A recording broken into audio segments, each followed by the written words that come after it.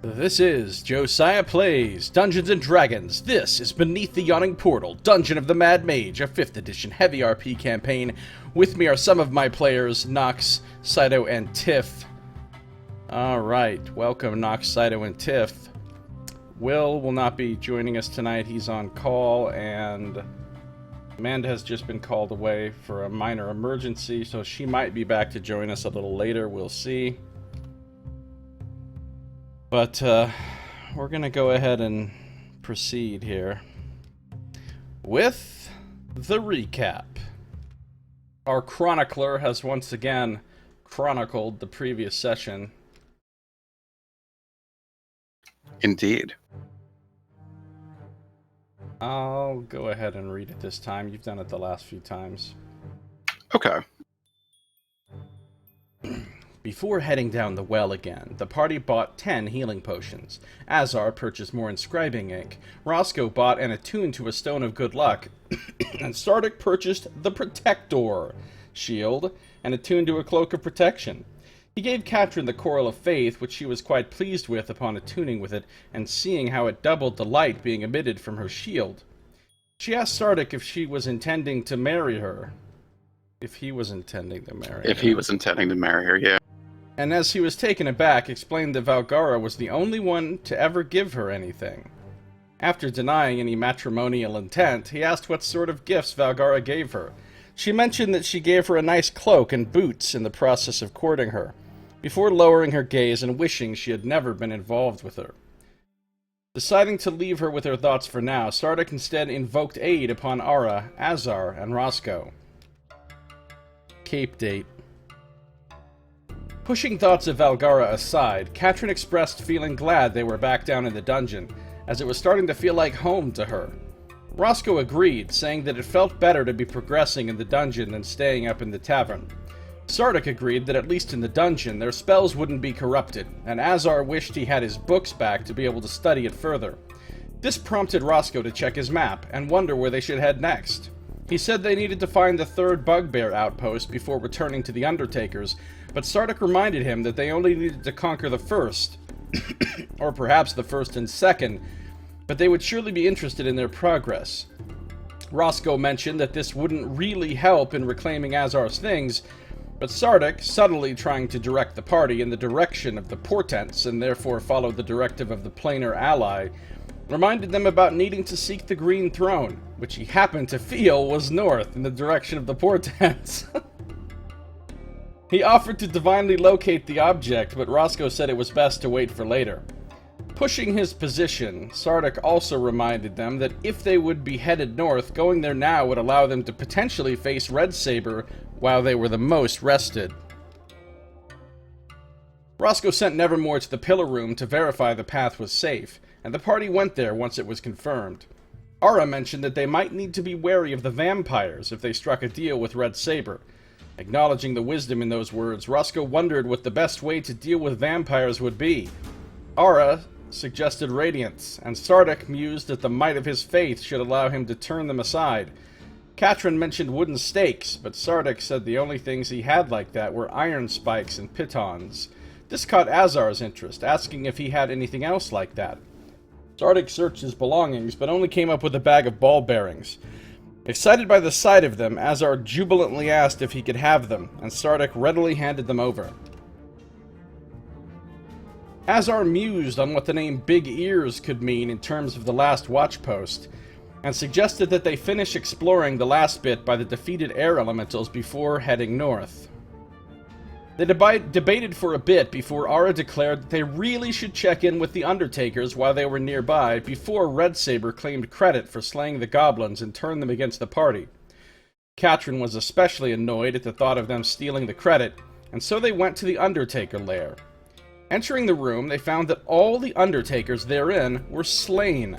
The Master lay there, but in human form, without any trace of vampirism, and Brother was near the door, which Azar recognized as a doppelganger. Red Saber's bloody footprints entered the room, but none came out, and the bodies weren't looted. Ara realized that they had seriously underestimated Red Saber. Roscoe agreed as he looked around, and Katrin was surprised that none of them seemed to actually be vampires. Or if there were, the real vampires had left. Roscoe said it made sense, as he wondered why the ones he thought were real vampires didn't turn the others. Walking around the room, Roscoe drew upon his university training, and the details he was seeing coalesced in his mind with astonishing clarity. The wounds on the bodies were the same as the ones on the bodies in the pillar room, but this time no footprints left, as if they had teleported out of the area. Considering that the bodies hadn't even been looted, Roscoe deduced that Halaster must have interrupted them just after their fight and whisked them away. Aura considered the 3 statues of the Waterdevian lords in the room, and noticed that their names had been scratched out with chalk, replaced by insults in the goblin language. Searching the bodies, they found a bunch of coin, a small obsidian gem, and on the master they found a silver snuff box and a magical winged dagger. Sardick considered mending the broken staff next to the hobgoblin corpse, and at Roscoe's warning that it carried necromantic energy, went just outside the room before doing so. As it knitted together, it screamed about thieves and murderers before falling silent, not reacting to Sardick's attempts to speak with it. He entered the room, and as Roscoe verified that everything was okay, noticed that the necromantic energy of the staff was stronger now. Azar asked if the voice he heard was another of Sardick's thaumaturgical shenanigans, but as he denied it, wondered if the staff itself might have some thaumaturgical power. Offering the staff to the party, Azar refused to have anything to do with it before knowing its full properties, and Aura let the dragon from her wand regard it, who didn't seem thrilled by it. The dragon's mild reaction let Aura realize that it didn't require attunement, and scraping it across the ground revealed that it left marks like chalk as it went. But ultimately, they stored it away for the time being. Meanwhile, Valgara was struggling with the spirits inside Midge, having problems keeping a shape. Katrin went next to her, whispering to her and getting her to calm down into the form of a rat, which she put on her shoulder. Regarding her surroundings again, she was supposed to see a shadowy hand extending from Roscoe. She was surprised to see a shadowy hand extending from Roscoe, holding the magical dagger in a gesture of offering it to her. At her expression of surprise, the mage hand dispersed and the dagger clattered to the floor as Roscoe apologized for startling her, not even realizing he hadn't walked over in person to give it to her. She wondered if Roscoe might not like to use it instead, but he reminded her that daggers were really her specialty, favoring them over the silvered rapier. Giving it a try, she stabbed one of the dead bodies several times and found it to be quite sharp. Throwing it at a dead body further away, however, caused it to shift into the form of a spectral parrot and slam into the body before leaping back into her hand as a regular dagger. She repeated the attack several more times, marveling at the way each time that the dagger became the parrot, and there wasn't a need to retrieve it. Yeah, it's 3 hours. Piff. Left. So during that time you can wild shape infinitely, but you can't go back to your normal form. I also technically then can't cast spells, because I can only cast spells as in my human form, and then hold the concentration as an animal. That is correct. Seeing the spectral bird reminded Roscoe to send Nevermore through some corridors that he thought obviously connected. One, however, had a bunch of dusty, chipped ceramic plates up against a wall. Calling Azar, they both approached the pile and shifted the plates with their mage hands, revealing a secret door that Roscoe easily opened. He sent Nevermore as a spider underneath the other door, and drew in lines to complete that section of the map. Looking over his shoulder, Azar wondered aloud why dungeon designs were so inefficient with all the looping back to the same rooms. Katrin agreed it was quite strange, and Roscoe added that it would have taken a lot of effort to clear that tunnel of rock. Sardick sagely reasoned that even Halaster must acknowledge dungeon safety protocols, that if there was a fire, there would be other exits for the inhabitants to flee. As she kept using the dagger, Katrin mused on Red Saber's fate, and Roscoe expressed his deduction that Halaster must have noticed them and magically challenged him, like how he had done when the party descended the well for the very first time. Considering where to go next, Roscoe asked Sardick if he noticed any more signs from his goddess. but he found none, and therefore mused that they were meant to continue northward, as the last portent indicated. Finding it as good of a reason as any, they followed the corridor north until Sardick noticed something strange about the coloration of certain stones in the wall. Informing Roscoe of what he discovered, Roscoe easily determined the existence of a secret door that had a tiny hole bored through it, but the cursed blade in his hand prevented him from using his own thieves' tools properly to open the door. He called Katrin up, who used her own thieves' tools, and unlocked the door. After opening it, they stepped into a sort of crypt that doubled as a barracks, with various well-worn bedrolls around. Azar looked around for any clothes, but was frustrated that the only ones around were clearly designed for women. Roscoe crept into an alcove and discovered it contained a large coffin containing something magical inside. Wondering if there might be some undertakers that truly were vampires, he called Sardick over, who regarded it and decided to knock on the coffin in the event that it was inhabited. However, a response came from a direction he wasn't expecting, as Sister, in a frenzied rage, sprang up from behind the other side of the coffin and smote Sardick with a terrific blow. He hit him for 54. Surprised by being attacked by someone they had conversed with prior, he ignored the shooting pain from the blow as he commanded her to halt her attack and demanded to know why she was attacking them. Katrin scampered up on the coffin and stabbed her in retribution for injuring Sardick. Ara also advanced into the alcove and, seeing Sister so crazed, called her name and explained that they had been up in the tavern for the past couple days and therefore didn't slaughter the undertakers.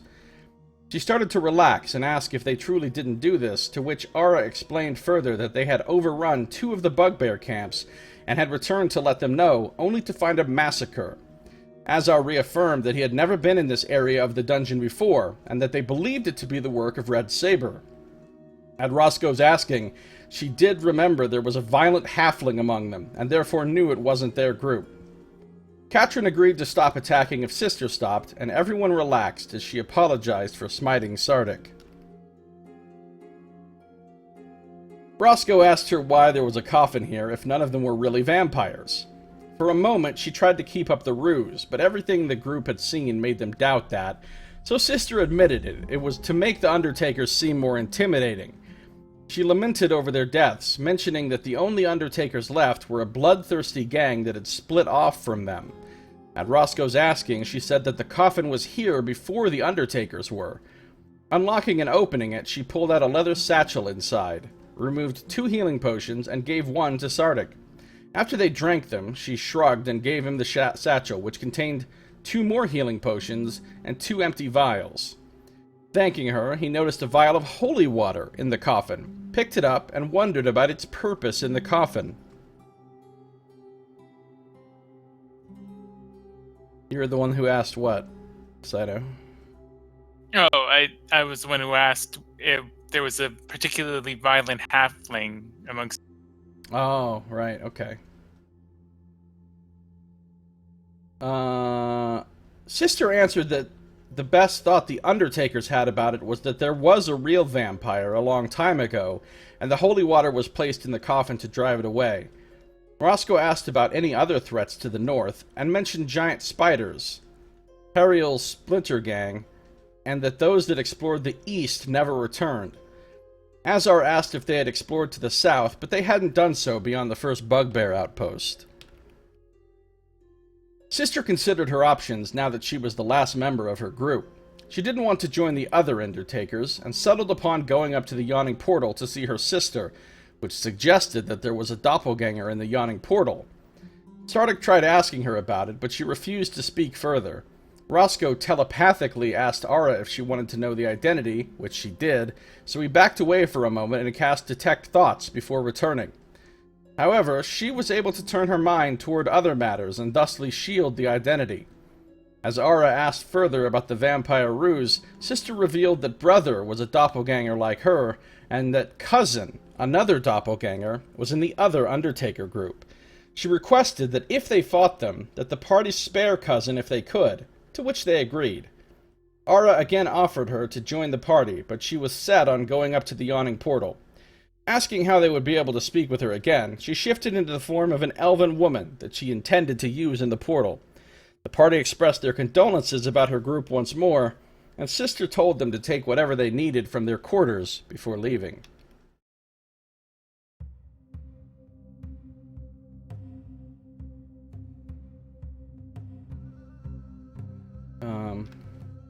Sorry. Heading down to the Undertaker's quarters, Azar asked if he could have the satchel from the coffin, which Sardick readily passed over to him. They entered the northern section of the quarters first, which had a large fresco of dwarves in a series of caverns inside a great mountain. Sardick detailed it in the Malarkin Chronicle, while the rest of the party searched the room. Roscoe took the set of playing cards from the table and the coins scattered thereon. Azar momentarily wanted the cards, but longed for his own instead. After they wondered what goblins would do with playing cards, Katrin helpfully suggested that they use them for toilet paper, and especially the pages of books. While Azar, in his fear, refused to believe her words, Sardick noticed something off about the fresco, and took a small dwarven sculpture hidden in the fresco, pulling forth a stone key. Hidden among the bedrolls in a tub, they found an explorer's pack and a set of thieves' tools, and also on the table they found some oil and torches. Azar happily took the backpack from the explorer's kit. Roscoe also picked up a silver ring with dwarven runes that Sardick recognized as the scandalous symbols of fertility and sexual potency. Heading to the southern section of the quarters, the party found 8 more bedrolls, lanterns, flasks of oil, 20 torches, and clothing. Azar gleefully noticed normal men's clothes and wasted no time putting them on. The other door leading out of the corridors had a nasty smell coming from behind it, so Roscoe sent Spider Nevermore through a crack in the door. Meanwhile, Katrin finished attuning to the dagger, and in a flash of insight, ran out the door, whispered in the ear of the dagger parrot, which sailed back and landed on Roscoe's shoulder, relayed her test message. Katrin was amazed that it worked, and revealed that she could send messages to anyone she has personally seen, but only every so often. By this time, Nevermore Spider scuttled to the end of the corridor, finding a heap of waste products. Roscoe bade him shift into the form of an imp, and had him begin searching the pile. While Nevermore searched, the group went back into the crypt area and verified there wasn't anything of interest in the one small space they hadn't entered, besides another secret door leading back up to where they had been. As they did so, Sardick examined the faded mural in the room, showing various scenes of farmers and villagers being harassed by the same giant bat.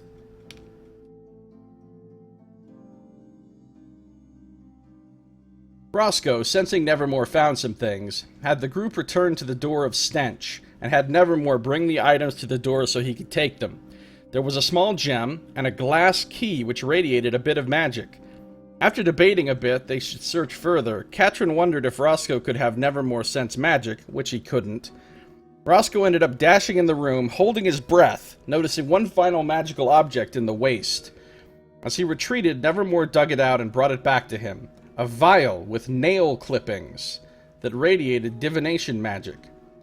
After Aura prestidigitated them clean, Roscoe stowed them all in the bag of holding, and the party returned to the one unexplored corridor leading northeast. And that is what has happened. So, you of course have no memory of any of this, Tiff, but as you come to and the possession sort of ends, you find yourself in the form of a rat, sitting on Katrin's shoulder. And we will return to the dungeon. And where... Well, not that I would know. I guess I'll wait to see where we are. Also, was it just on my end, or was Josiah sort of cutting in and out as he spoke? A little. I didn't notice it. I didn't either. Maybe like 1 or 2 times perhaps, but I don't really think so. I think it might have just been clearing the throat or that kind of thing. What do you think Sato needs to do about this, Nox? Oh, he's got to reinstall Discord. Motherfuckers. Clearly. So anyway, that's where you guys are. You can see yourselves there in the hallway. It's like Aura's hanging back as she now becomes the target of Well, I guess her and Roscoe become the targets of Valgara's possession. Midge, you're back to yourself, but you feel the effects of that strange potion you drank have not worn off. So you can change into as many animals as you want, but you can't resume your natural form. Yeah, I think regaining control of herself and kind of realizing, oh, lost some time. She kind of like scuttles around Catherine's shoulder and will jump off of her shoulder onto the floor, and then just kind of think really hard for a moment, forgetting that she is now communicating telepathically with everyone, and she is just thinking something bigger, something bigger, something bigger. And she turns into, hitting the random generator, I don't know what that is. Let's go with this one. A African pygmy falcon. A what? An African pygmy falcon. Wow. Okay. So you're probably pretty small in that form, right? Oh no, I'm tiny. Oh no. 7.9 inches. Tiny Wow. Midge Falcon. Catherine says, "Oh no, calm down, Midge. It's okay." And she kind of looks and sees that your eyes are no longer glossed over in white. Oh, you're back to yourself? And you guys see Roscoe and Ara, both their eyes have gone white and they're shuddering with the telltale signs of being possessed. What's up, son Gniff? How you doing? I think if you Welcome. were looking for something bigger, I think you might have missed the mark a little bit, but still. Which kind of huffs and like holds out her arms to like check out her wingspan, and she says, "Yeah, this definitely not what I was aiming for." Catherine says, "It's so weird that I can hear your voice in my head." Everybody can hear it? Yeah, I can hear it as well. Yeah. I think so. I mean, it's a new development for me too. Not quite sure how this works. And she's gonna start just kind of like flapping her wings, flying around Catherine's head.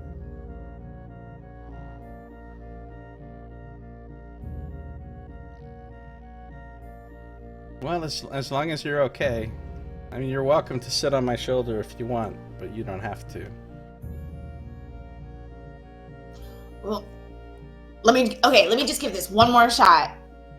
And she like closes her little bird eyes and like scrunches up her face, and then she turns into a ball. A what? A python. How big is that python? Let's see.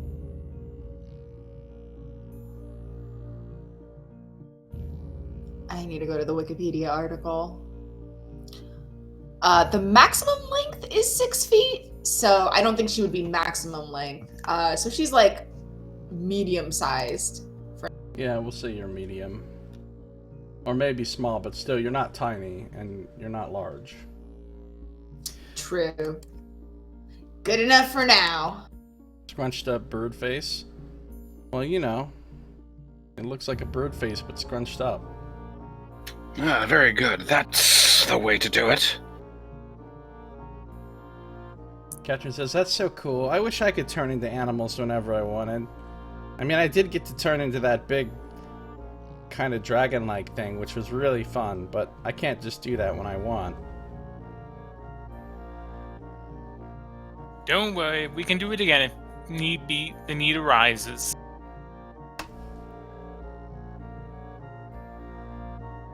That'd be great. Thanks, Azar. Azar So gives a thumbs up. I clearly wasn't completely in control of my faculties. I see that we're back down here. Are we heading anywhere in particular? Well, I mean, this is the realm of the Undertakers. we kind of explored the whole area here, but it seems like Red Saber got the majority of them down in that room, and it was just a massacre in there. The only one that survived was Sister, and she's made it back up hopefully she's made it back up to the Yawning Portal where she was intending to go. But given the burst of strength that she blasted me with, I'm pretty sure she can hold her own against whatever might be down here. How's it going, It Amaranth? would also appear that Red Saber, through whatever means we believe lasters, has been transported from this level somewhere else. Yes, that's very true as well. They were teleported directly to your spell book. Those fuckers. There are more Undertakers around, but apparently it's a sort of a splinter group led by sort of a kind of a warlord kind of a leader, given from what Sister was saying, that they're more apt to attack us on the site.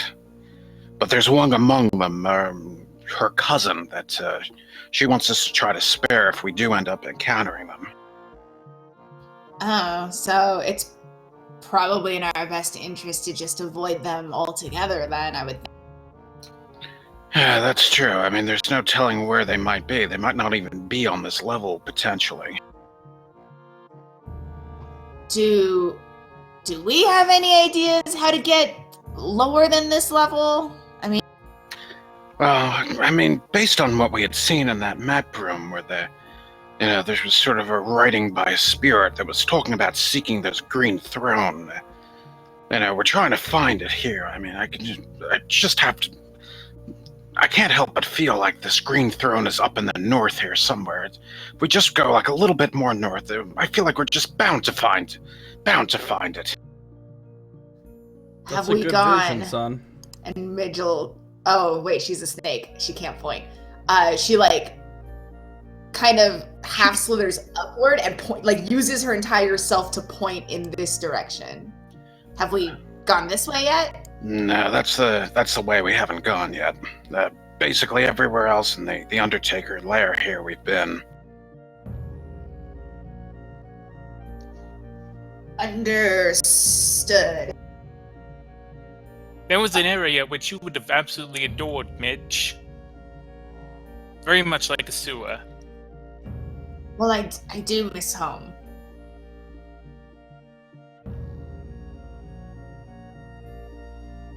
Ooh, there's a giant constrictor snake. Oh, it's a huge beast, though. I need to find something whose stats I can use right now. So many beasts, so little time.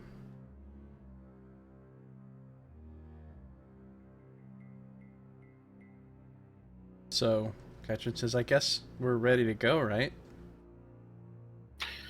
Yeah, certainly. I think ready as we'll ever be. I mean, it looks like Valgar is trying to take hold of Ara and Roscoe. Can't decide between them, but yeah, I'd say we're ready to. Triggered your what? I don't know what that is, son. It's a bit unnerving, isn't it? The stairs, blank and just almost soulless, really. Yeah, Well, it's horrible. Yeah. I'm so sorry that you have to deal with this because of me.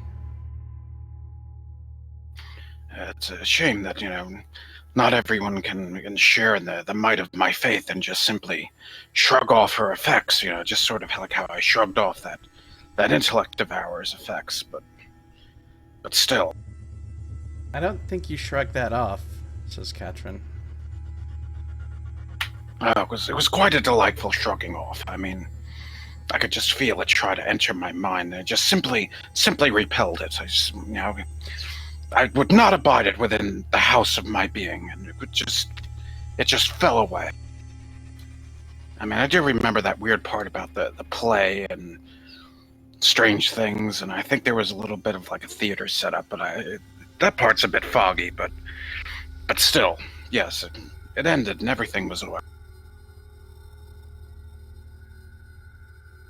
Midge is gonna start slithering this way. Okay. Katrin just pats Sardick on the head. Okay, Sardick. And she comes up behind you. Dwarves are funny. So as you kind of look around the corner here,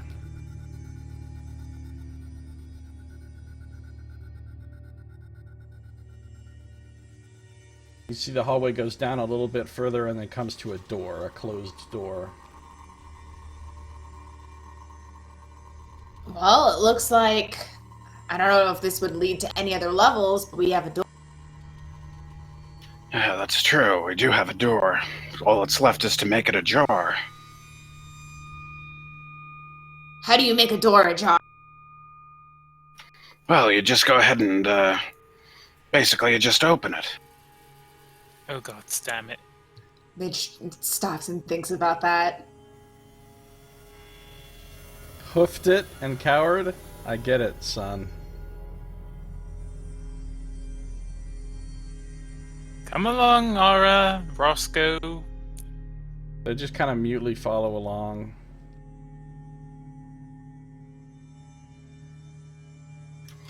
And if Midge is still musing, Sardick will go ahead and he'll say, yeah, I'll show you. It's sort of...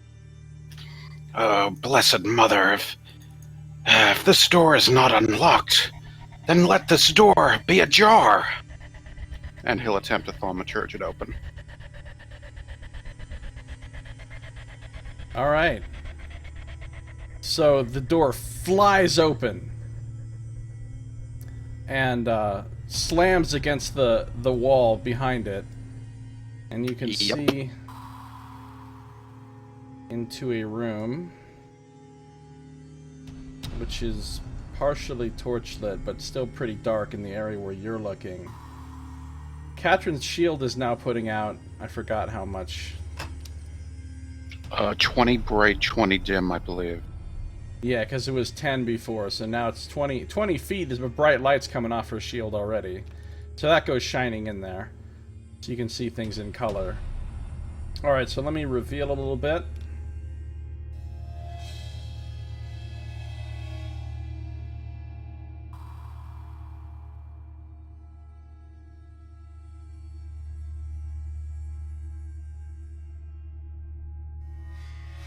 Oh boy, that's You something. see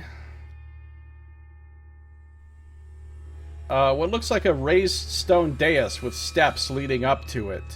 And it is dominated by a massive throne, which looks like it's made of interwoven bleached bones. It's a high-backed throne. The ceiling looks very high in this room as well, like 70 feet high. And each of the arms of the throne is carved into the shape of a fanged snake. And there's a velvet cushion for the seat. You see some torch brackets in the room made of fluted discolored bronze, but there are no torches in them. And you see another door across the way, and it looks like the room continues to the north, but you just can't really see it from where you're looking.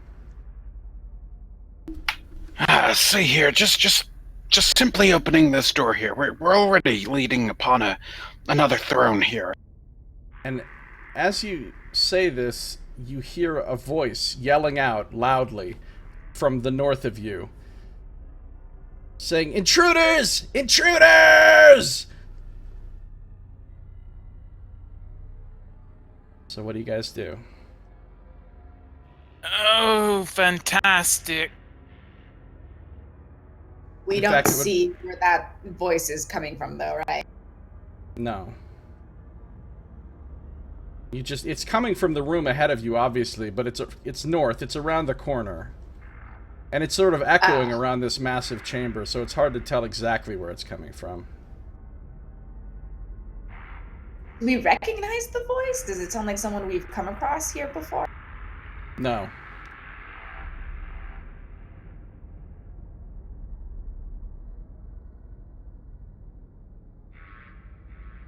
So, I'm thinking that the whole avoiding the other group of undertakers is probably out the window now. Do you really think they'd be so close by?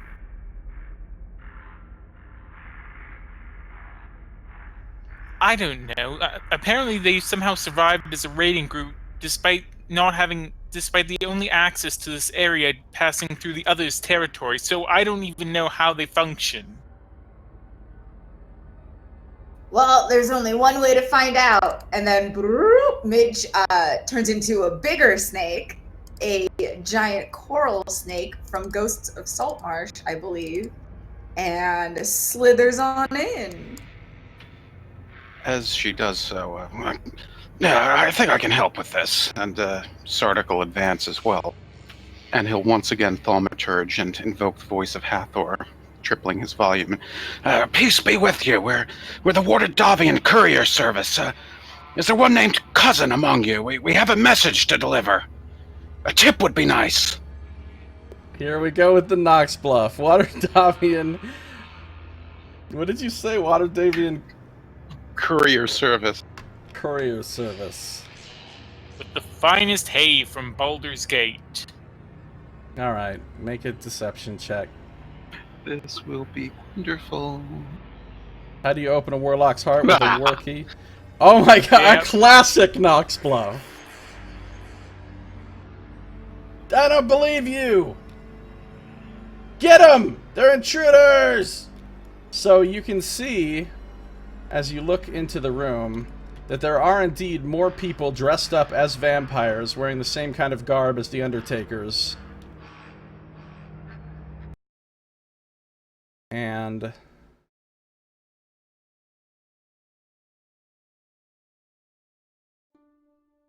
I'll tell you what else is in the room. Let me reveal.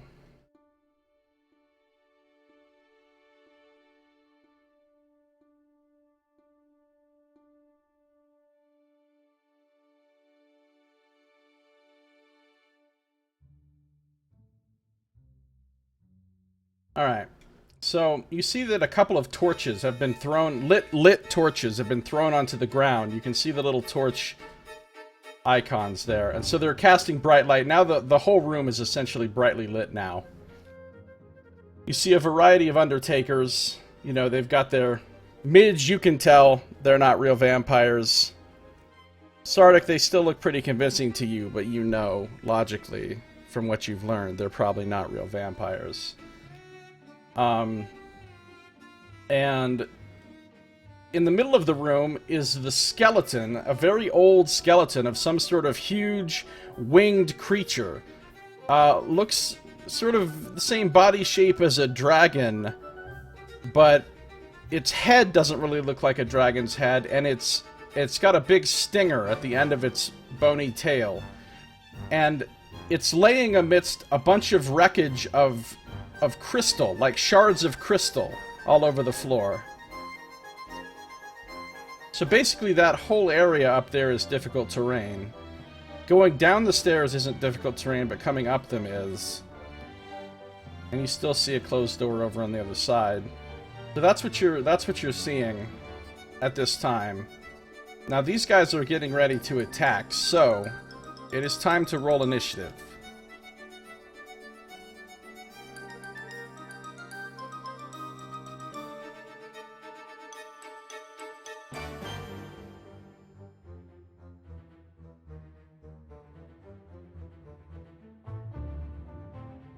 Katrin would have followed up a little bit. My initiative would be 1 higher because of the snake's stats, and I would be a large creature right now. Oh, you're a large creature. Yeah, it's is it okay if I use the giant coral snake stats from Ghosts of Saltmarsh? Because this thing is cool. Sure. As long as it's a normal beast and it's the right hit dice, it follows the rules that what you're allowed to turn into. Oh, wait, nope, can't be it. Just kidding. CR is... I can do CR3. Give me a sec. I will still probably be a large creature, just because most of the CR ones that I can do are that.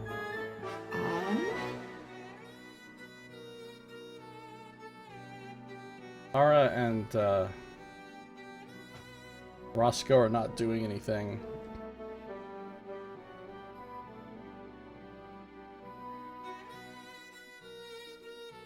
Oh, I need to roll initiative for the bad guys.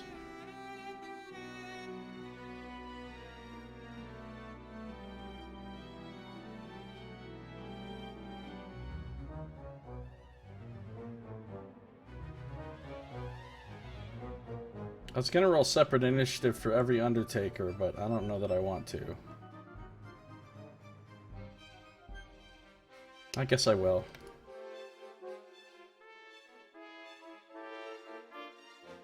How do you... oh.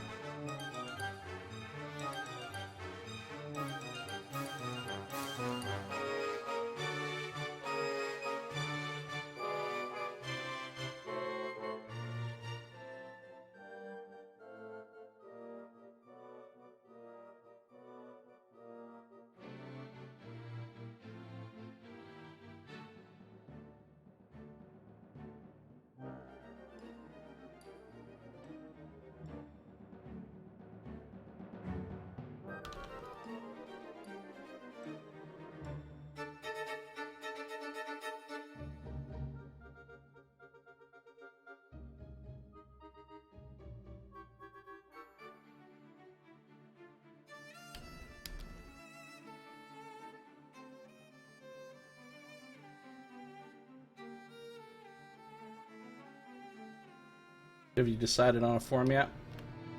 Yeah, giant scorpion. So large beast, CR3.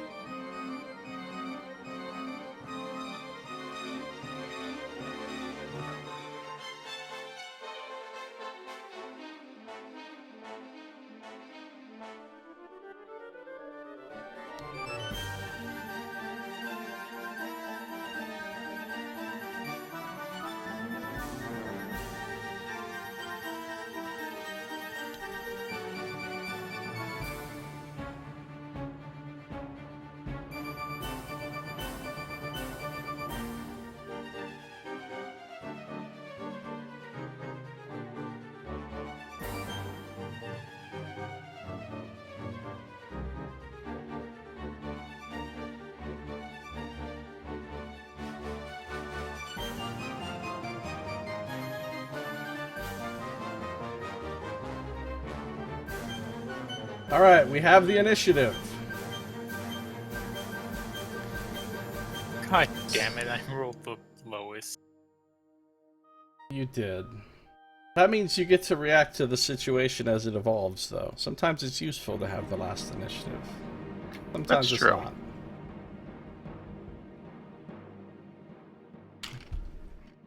Alright, so first of all, got a lot of combatants here.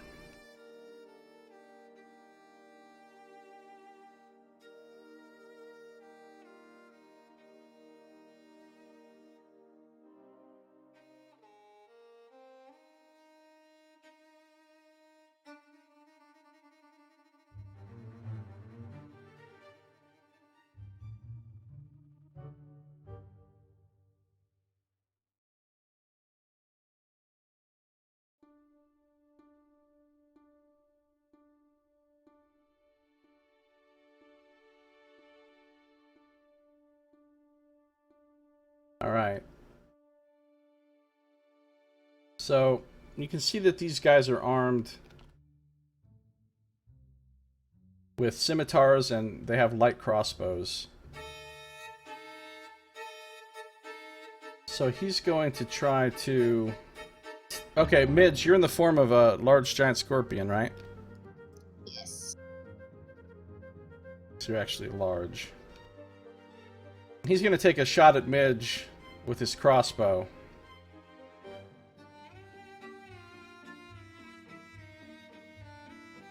$19? I'm AC 15. Alright, so the bolt manages to pierce in between a couple of like sections of your chitin and does 3 damage to you. And he's gonna move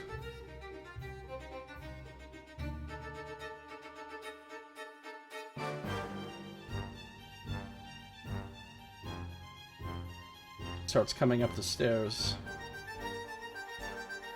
Then this next one up here is also going to take a shot at you with the crossbow.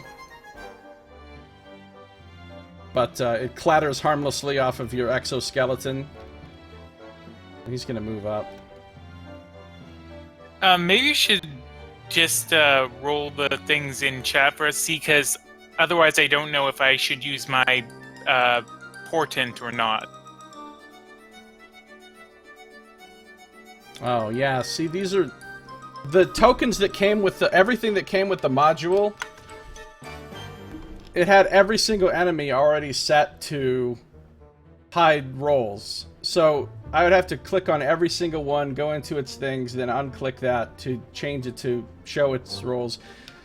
I mean, I don't see how you wouldn't know.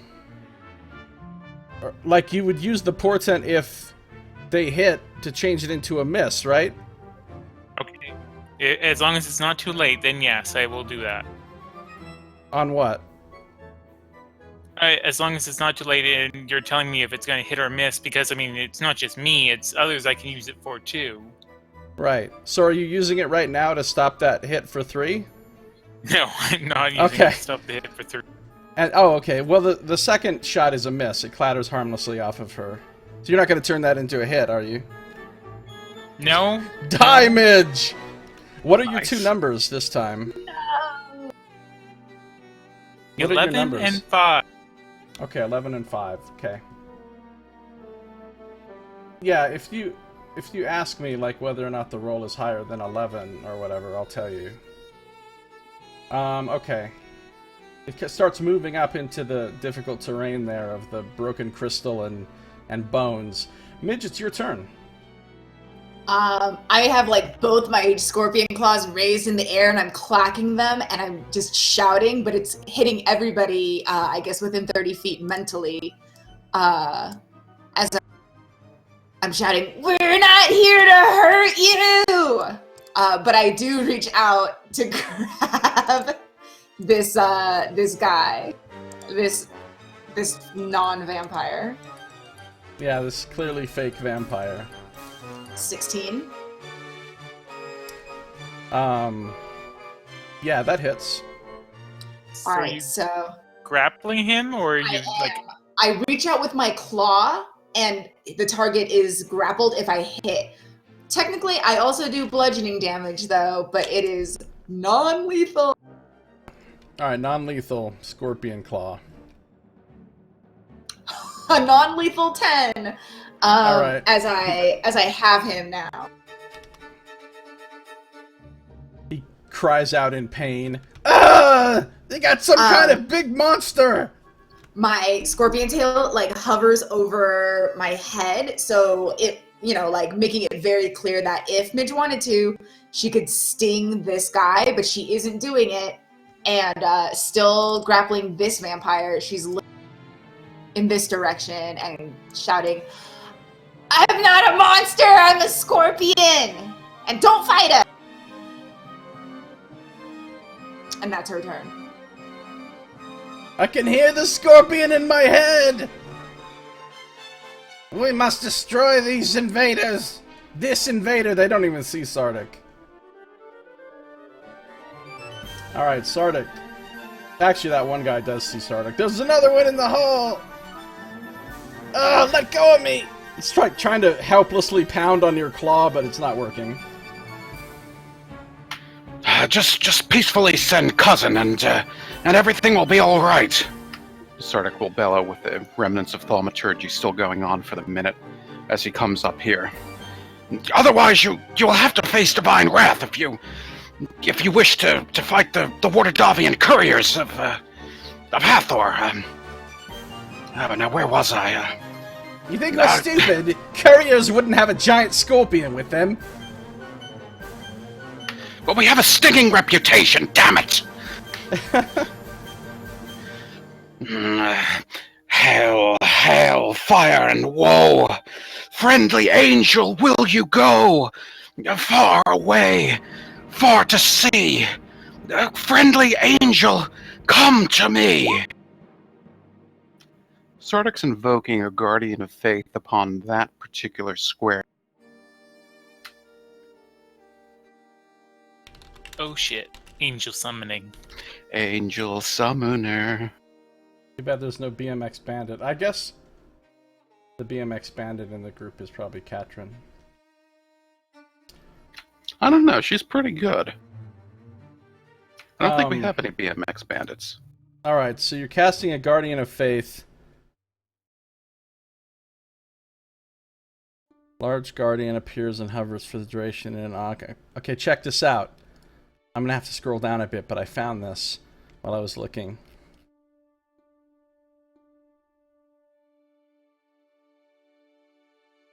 I'm Hold on. afraid. The Spectral Guardian looks like an intellect devourer for some reason. Before a token of Happy Cow. Oh, Jesus.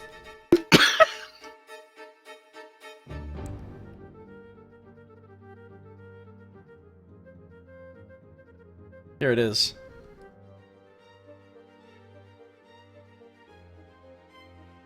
You remember this? Awesome. Ramak's cow spirit.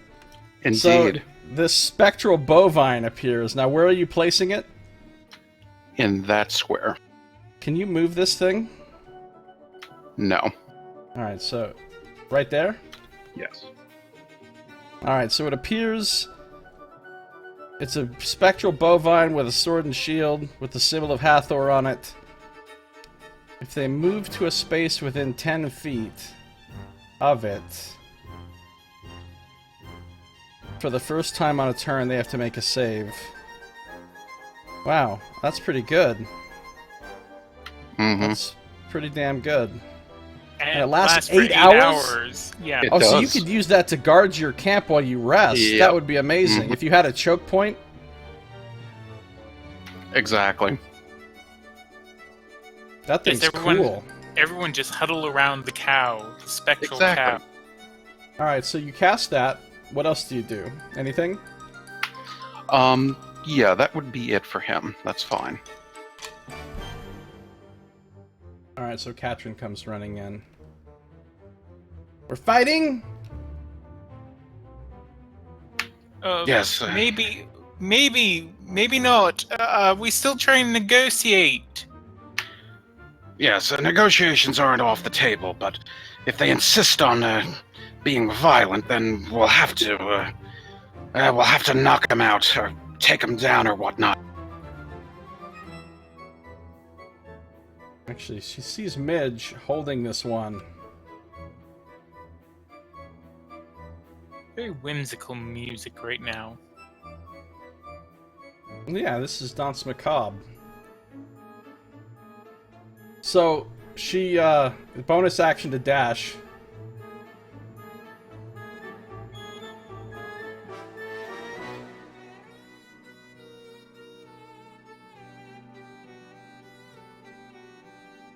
She runs over here, and she's like, "Don't worry, I got him, Midge!" And while you're holding this thing up, Oh no. she runs up behind him and just stabs him in the back, or attempts to. She's using the magic dagger, so she's actually got +1 higher than this. Non-lethally stab! It's too late.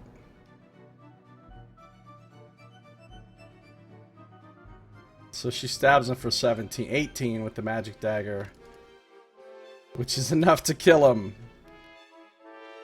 She just stabs him in the back of the neck, and the tip of the dagger just comes out the front of his throat, and blood's just gushing, and he's gurgling, and he just goes completely limp in your grasp, Midge.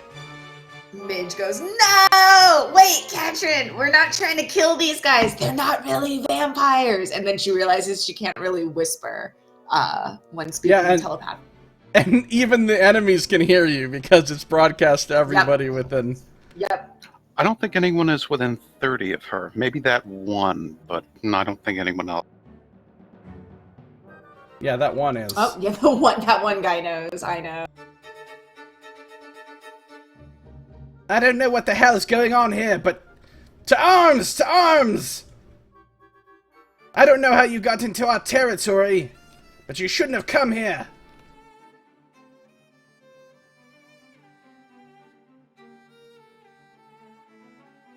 Alright, the Undertaker.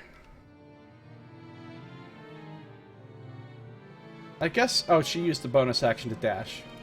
Okay, Undertaker number 17. I don't know which one that is, because all of their nameplates are... I think if you hover over the one in the turn order, it'll highlight. You're right. Alright, this one doesn't understand what's going on with the bovine spirit, so he's just going to casually stride forward. Alright, he just moved into the Guardian of Faith's area. So now he has to make a dex save? That's correct. Oof, not even close. Not even close. So he takes 20 radiant damage. Yep, the bovine rears up and just smites it down, and just strikes it for 20 damage. He's like, ah! He falls back against the wall, the corner there a little bit. It looks like he was almost killed in one shot. He says, What is that thing? Be careful! Ah! Big cow spirit! And he's gonna try to shoot it with his crossbow, which I assume does nothing. I have to think that has no effect. I can't imagine anything. I mean, just based off of the spell description, it seems like it can't do anything, except it occupies the space oddly. Yeah, but if you could attack it and kill it, it would say so in the spell description, so it does nothing. Yeah. So wait, are Ara and Roscoe just not on the turn order? Yeah, they're not, because they're not going to do anything. They're just going to sit back there in the hallway. Alright, so after that he's going to take a bonus action to dash and try to run the fuck away. Back. It doesn't get opportunity attacks. Of course, he doesn't know that it doesn't get opportunity attacks, so... How much movement did he use? He's only used 1 square of movement, so actually he'll bonus action disengage. Even though he doesn't need to. He doesn't know that. And then he'll use the rest of his movement.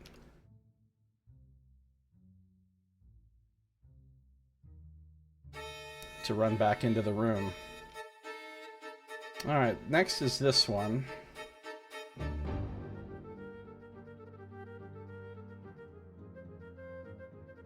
He pokes out around from the corner from hiding. Well, let's see what Katrin's passive perception is. Not good. So he takes a shot at Katrin from hiding with his crossbow. Even with his advantage, he misses. She just sort of, with her barbarian senses, just dodges her head to the side and the bolt whizzes past harmlessly. Hey, Tim is here! Welcome, Tim. No, it's not Nutcracker or Faust. It's Saint Saint. Danse Macabre.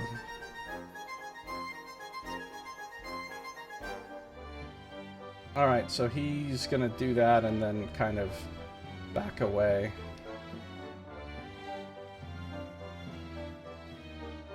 Number 15. That's the one here. He just saw his friend get fucking almost bisected. Almost bisected. What? No. Nice. Almost bisected by the cow spirit, so... How you doing, Tim? Good to see you. So he's a little bit alarmed by that. He's going to stay well back from it. He saw the bolt pass through it harmlessly, so he's not going to shoot it. He's going to try to get a shot at you.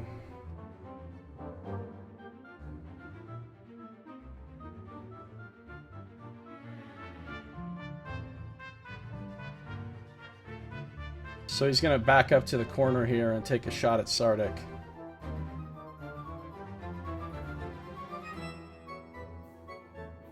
But he does not hit at all. Not even close. In fact, it looks like he almost drops his crossbow. So badly does he fail. They used it for the Faust theater scene in Tombstone? Really?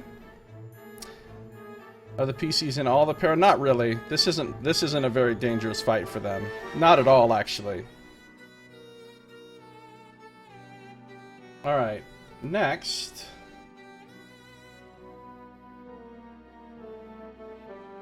We see.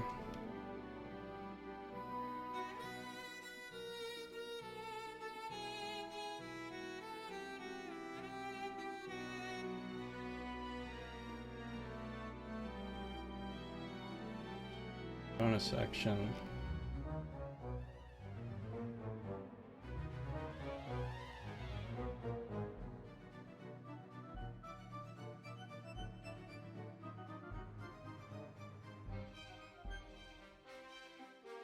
This door opens,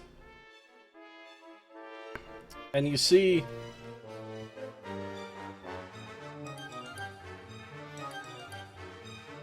what looks like a very real vampire. Even to your extremely keen senses, Midge, there is no fakery about this. This is as real as it gets.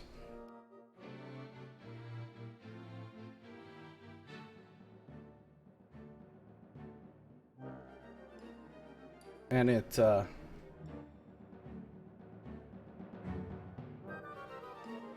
from around the corner, it hurls a dagger at you, which looks suspiciously similar to the new dagger that Katrin found. In fact, it was the dagger that you found on Oktar Krennic.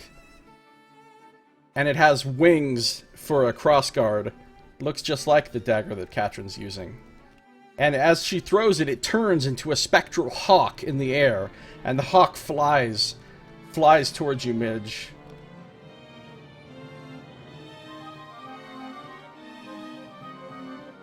Your AC was what again? 15? 15, yeah. Alright. The spectral hawk buzzes right past you, almost hitting you, but missing. And it immediately flies back to her hand, and she hurls it a second time. Alright. This is a hit. Do you want to use a thing, Scito? No, I think I'll just see how much this does. I don't expect it'll be terribly. Alright. So the hawk sort of drives into you, and the moment it hits you, it turns back into a dagger and thrusts, piercing through a piece of your chitin, and you take 7 points of damage from that. And then it turns back into a hawk and flies back around. This is the individual down here, right? Below me? Yeah, the one that just opened that door down there. Okay.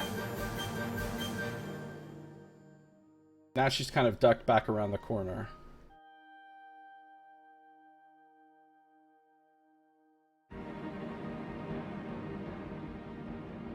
And she says, "I don't know who you are, interlopers, but you have come to the wrong place. Here you will find only your death. Your death at the hands of I, Haria Valashtar."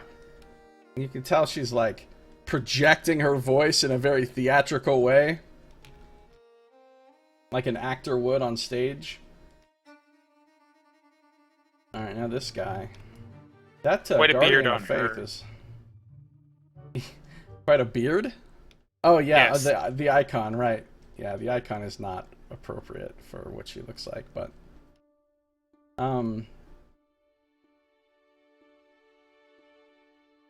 This guy will kind of do the same, like, hiding around the corner trick and trying to shoot at Katrin. And let's see how he does.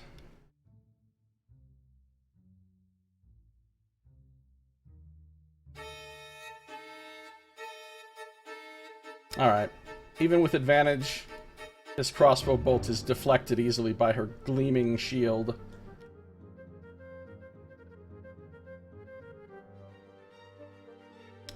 And this one does the same thing. Kind of tries to shoot around the corner from hiding.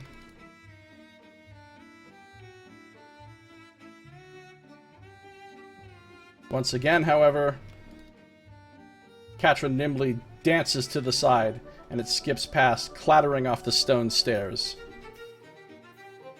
And finally, the last thing that goes before Azar will now be revealed.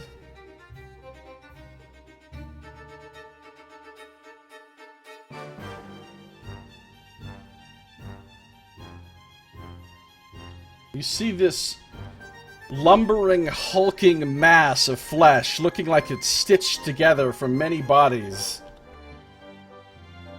Come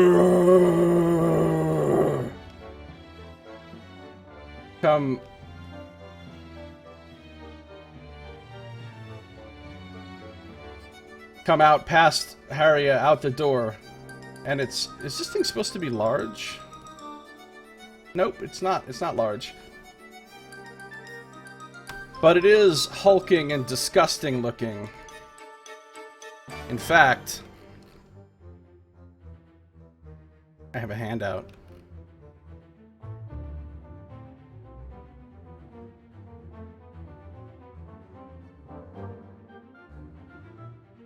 It looks like that.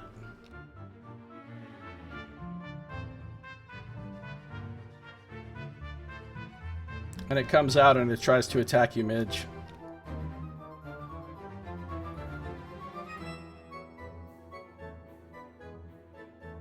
We don't want your handouts. Handouts are for cowards, by the way. Nice. So it tries to slam you with its big, meaty hand.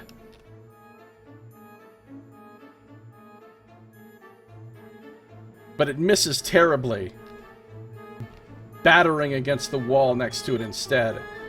Then it tries to hit you with its other hand. And this time it hits.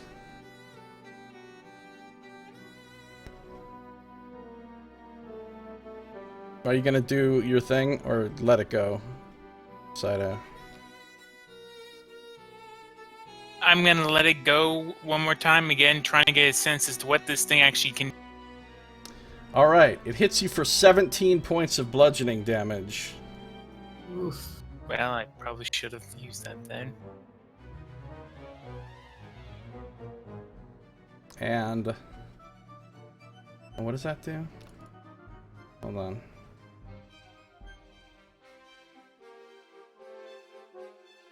Okay. Now it's finally Azar's turn.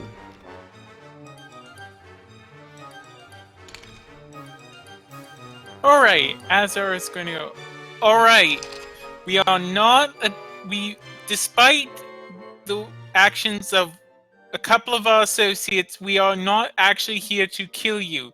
If you just, dissemble, we will cease all hostility here. You're saying that from out in the hallway? Back there? I guess I'll move forward a bit. Oop. So you can see across through the other door, behind the golem, you can see Harry of Velashtar over there, looking very much like a real vampire. And she says, I don't care whether you're here to kill us! We are here to kill you! Well then, appears we're at an impasse. We abide no intruders! I don't know how you even got past Uktal, but maybe he's just letting people through now. We shall have to speak about this. Well, I tried.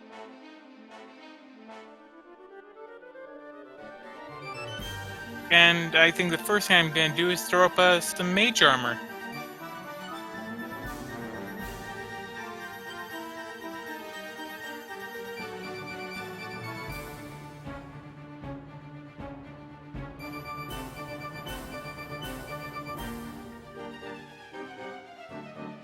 Mage armor. Alright, you got the mage armor going. For 8 hours.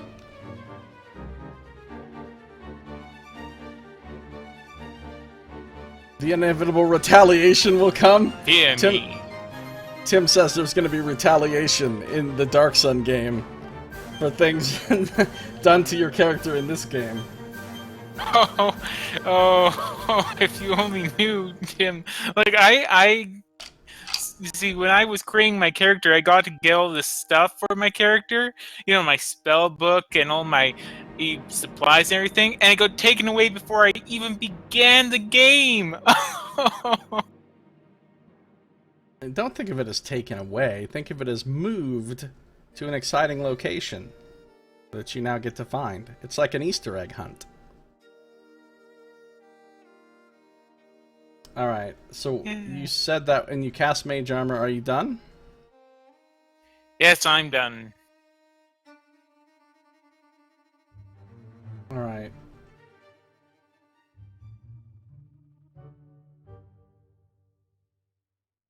Hold on a second. How does delay... Oh, there is really no delay in 5e, is there? Technically. I mean, I'm still letting people do it, because... Yeah, I think mainly it was like replaced by ready. Wait, you mean like holding an action?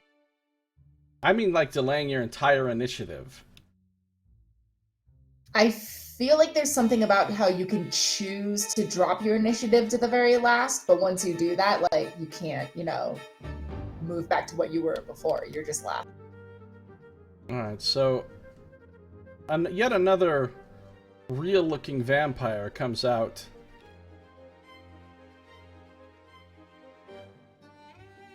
Comes out and comes into the area where the Spirit Guardian is guarding. So that's going to require a dex save, right? Yes. Alright, the save is made.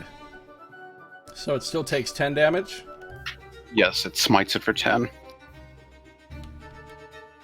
The vampire snarls and bares its fangs, and then keeps moving.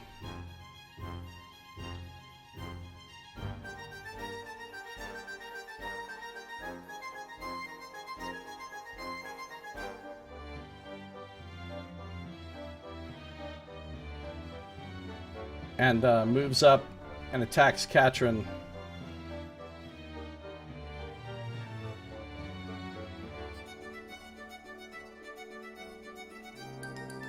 But it badly misses. She raises her shield and the creature's clawed hand just bounces off of it. And then it still misses. Her armor class is really way too good. So she ducks down and the hand passes over her head with a whooshing sound. Alright. Now we're back to the top. Undertaker 12 is dead. He doesn't need to be on the turn order.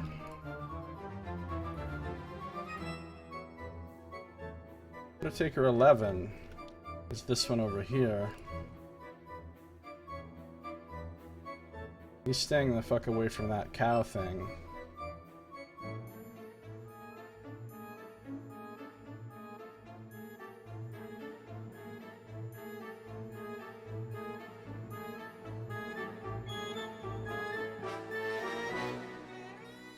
Alright, so he comes running up to here. Bonus action dashed, got through all the difficult terrain, gets up to Sardick, and tries to hit you with his scimitar.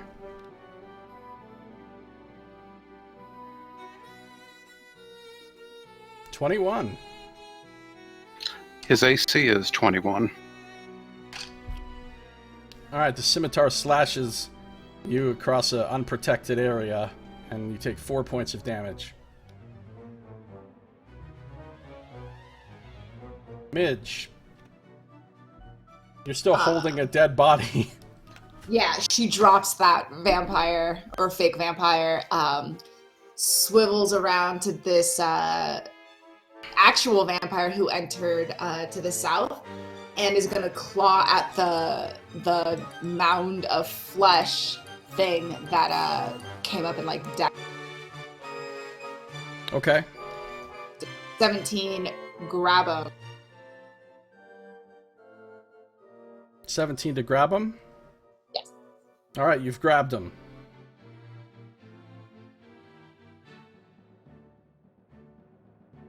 Now what?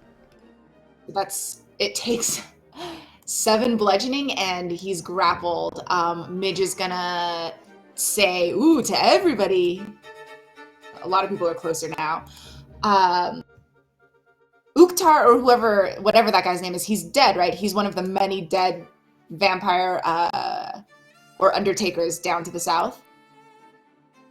Yes? Arya yells out, "Who's that in my head? Who is dead?" Oh, wait, well, that was me asking to clarify. He is dead, right? Well, that he Because is I think after. Sardick was telling Midge that when she came back to her son.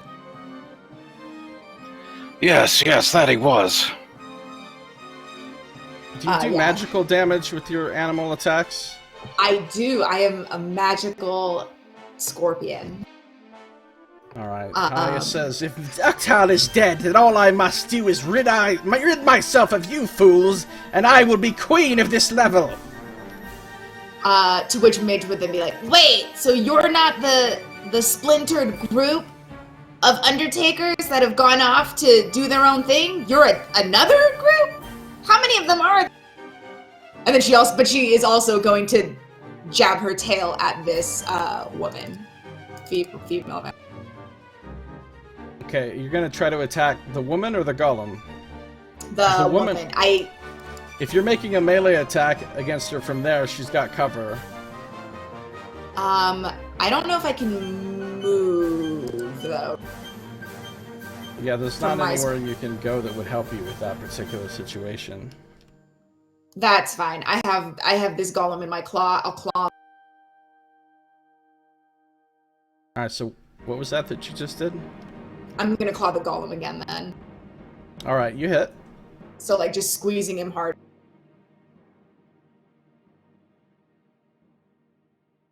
For another 5, and the fun thing is the scorpion gets 3 attacks. This one is with my tail. Nice. Yay, 3 attacks. But I don't think a 9 will hit him. Against the golem? Yeah. A 9 does hit. Shut the front door. Its armor class is 9.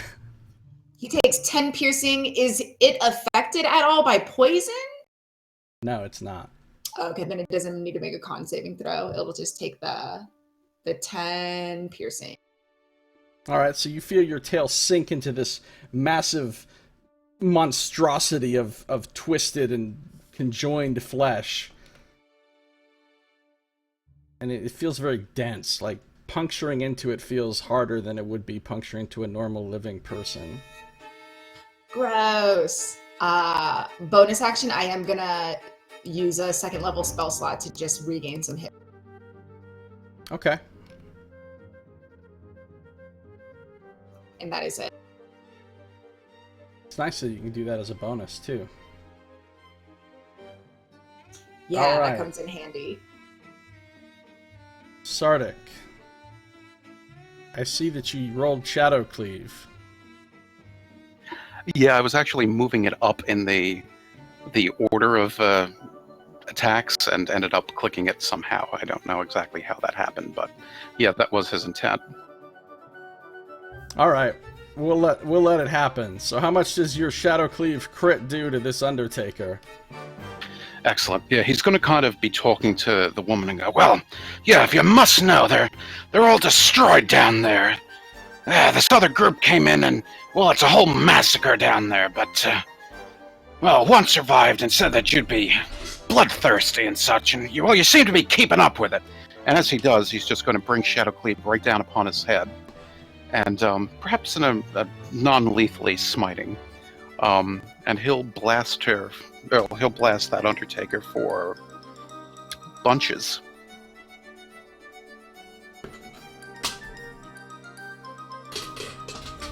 18 and 11, so that's 29. Wow. All right, so you one-shotted him. So narrate that. Okay, so Shadow Cleave will ironically flare with a radiant sort of energy as he takes the axe, and he's going to be just bringing it down, the blade side down. But as he turns to speak to the other leader there, Harria, as he does, he kind of turns the handle and just thwamps this Undertaker on the head and just knocks him just clean out in front of him, just sprawling down and on Wait, the doing the dais. non-lethal? Yeah, he'll do non-lethal. Okay.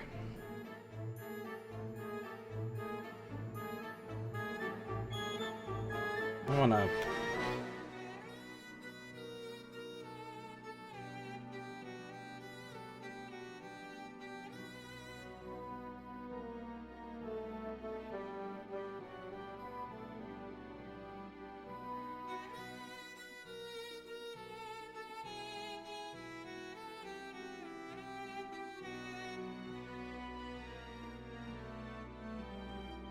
Alright, he's down. Unconscious. Harriet says, "So was it you who killed Octarl and his fools?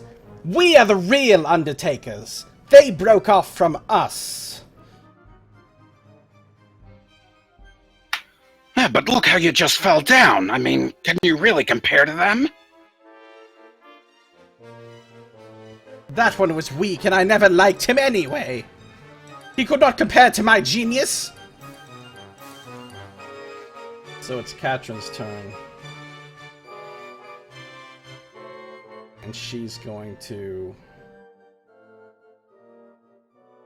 try to attack this one right in front of her. She hasn't even been hit yet, so she feels pretty good about not needing to do any rage.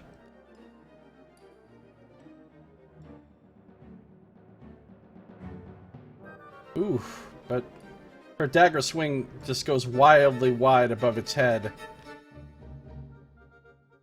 Not hitting anything.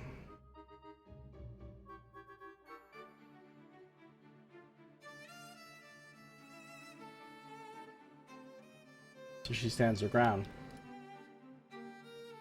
Alright, this guy.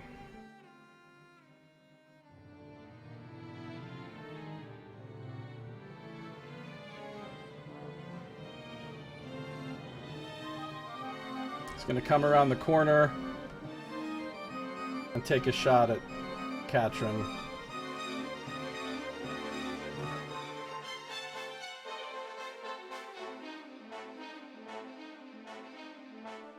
But the bolt whizzes harmlessly past her.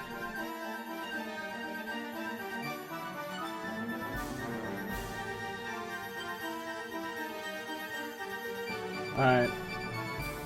This one here comes out. Does the same thing. Actually, this one's gonna shoot at Midge. The big scorpion up on the dais.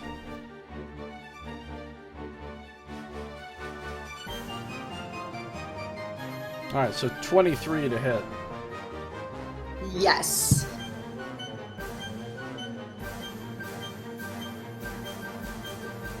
You take 10 points of piercing damage from the crossbow bolt as it sinks into your arachnidian flesh.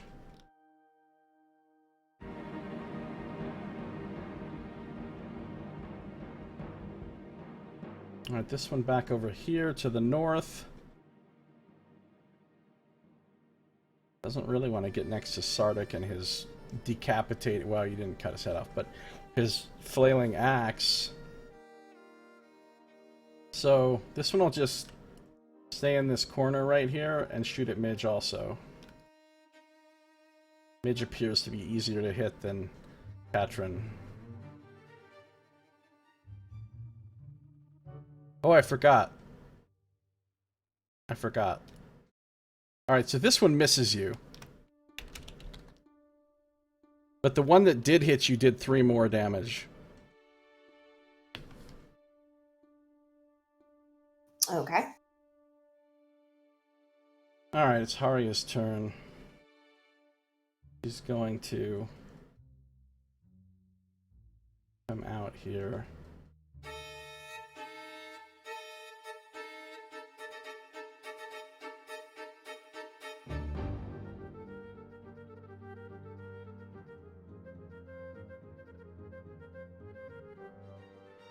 She's just going to come out here and stand by the golem and make an attack against you with her scimitar first.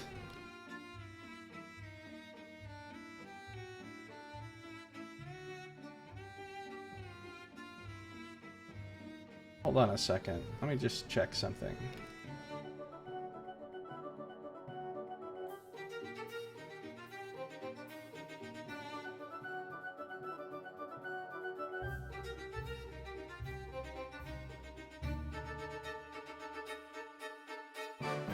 Alright, she calls out a healing word, and she actually, like, sings a little song as she looks at the golem. Let thine injuries be closed. And casts a healing word. Wow. Now there's two of them. How much does healing word heal for? D4 plus spellcasting modifier. Alright. If you cast it at a higher level, does it multiply everything or just the dice? Just the dice.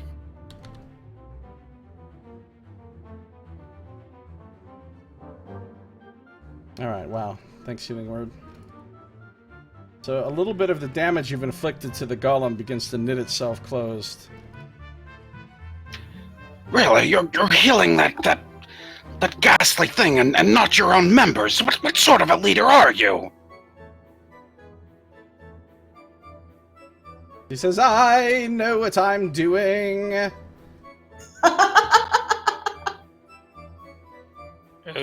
Oh, Undertakers, you come beast are all forth! the same. The golem does hit real hard, guys. Your insults mean nothing to me. I am the Queen of Undermountain. And she now attacks Midge with her scimitar. Hits with an 18. And that does 4 points of slashing damage to you. And now she attacks with her dagger.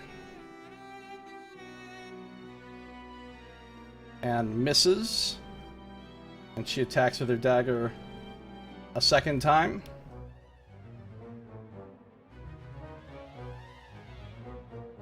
And hits for another 6 points of damage. Ruh-roh. Ruh-roh. They're about to go back to some other form.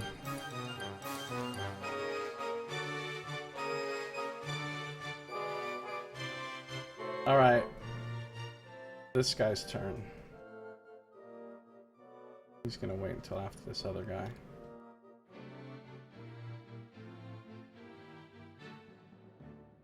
Alright, this guy's gonna do the hide and pop out thing.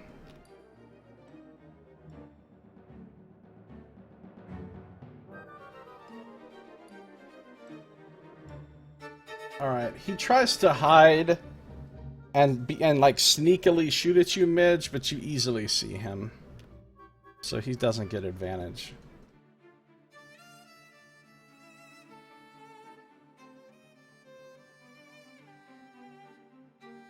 Ooh, good thing too. The advantage roll was a crit.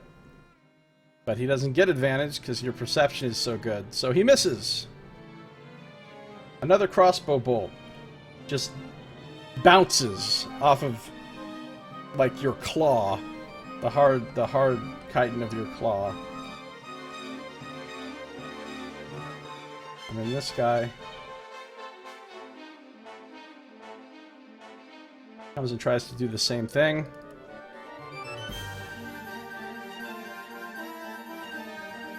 He also fails to hide from you, but takes a shot with his crossbow.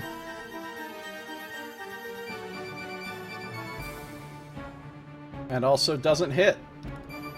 Crossbow bolt clatters against the throne.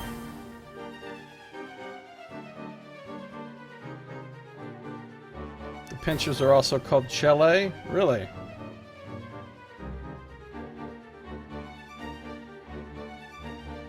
Yep. And the golem.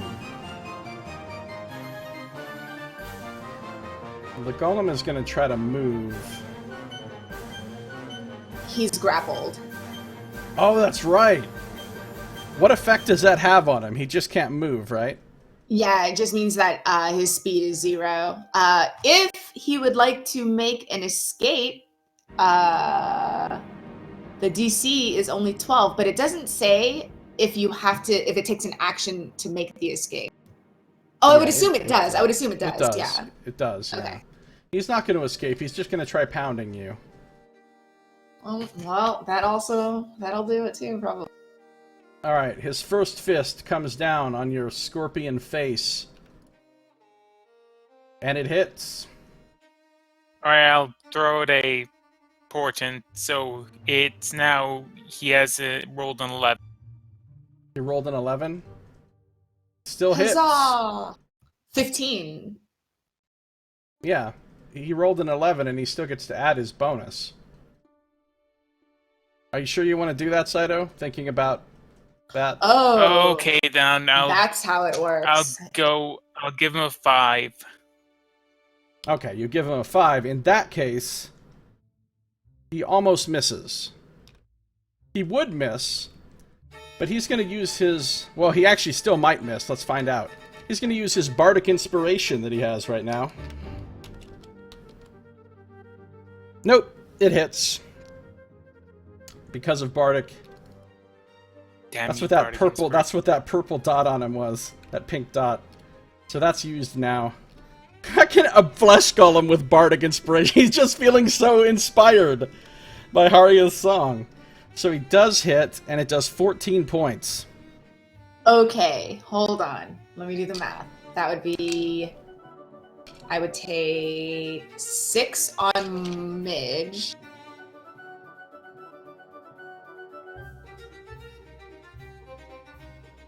And how did we rule this? She would automatically get shunted into another form, but that costs a wild shape, right? Well, you're not spending wild shapes here, because you have infinite wild shapes right now. Okay, so it just takes I would still take the regular hit points out of, like, the carryover. Yeah, the out of carryover Midge's still comes actually. out of your real hit points. Roll a d3. Okay.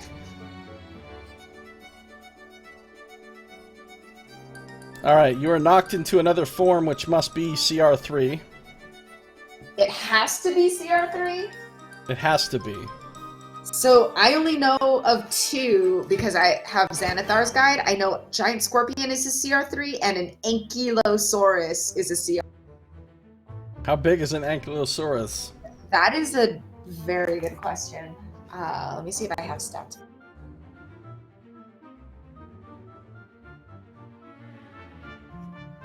It is... It's a huge beast. Huge. Huge. Alright, so it bashes you down. You fall to the ground and sort of shrivel up as a scorpion. And then your body begins to transform yet again as you're laying on the ground, and you become this massive beast that just grows and grows, but you're still laying prone. You're no longer grabbing the golem, obviously. Right. And you now have the Ankylosaurus hit points. I do. The golem, if he was a living thing, he might be confused, but as it is, he's just following his programming, so he just keeps pounding away with his second attack. Now he has advantage. Yep. And it's a crit.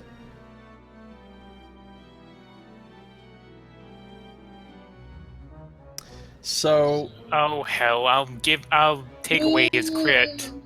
Oh, okay. I was Alright. gonna be like, oh, maybe you don't want to, but taking away the crit is cool. Alright, so Ankylosaurus surprisingly does not have super high AC. you've used your second of your 2 portent numbers, you give him an 11, right? Yep. So he still gets us 18 to hit. I assume that hits the Ankylosaurus? It does. So you only take 10 damage, because it's not a crit. As these massive meaty fists just pound into you and you feel the pain just ripple through your body.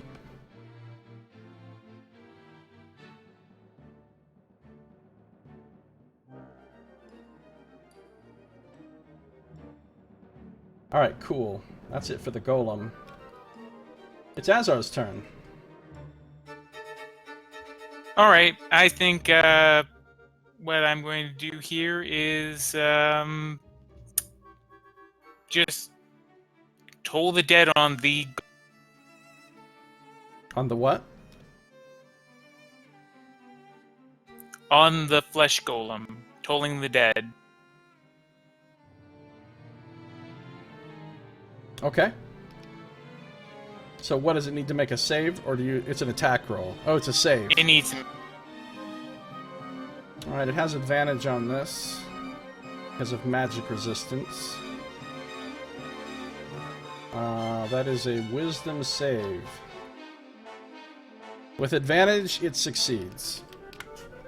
back. You remember reading in your studies as a young student of magic that golems are very resistant to magic.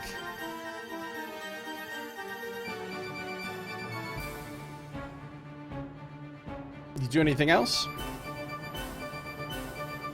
No, that was about it. Unless it be magic weapons, in which case that they work on them quite well.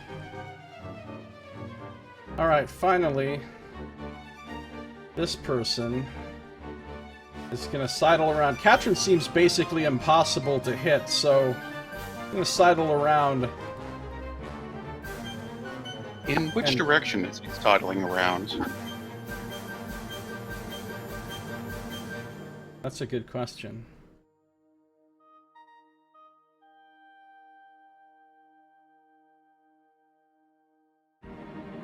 Just gonna make a...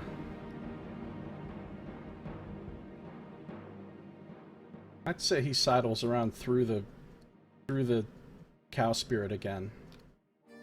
He forgets. So, cow spirit. It's, what is this? Another dex save, right? Dex save. Fails. The cow spirit lunges up. The great sword of Hathor comes down and smites him for 20 damage. So it's done 50 total so far. Yes. Alright, so he just turns around and makes a hissing face with his teeth, his fangs.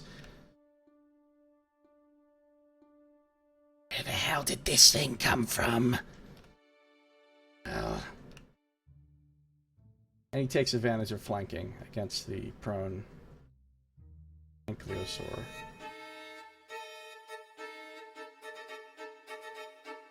So the first attack is a 19 to hit. That hits.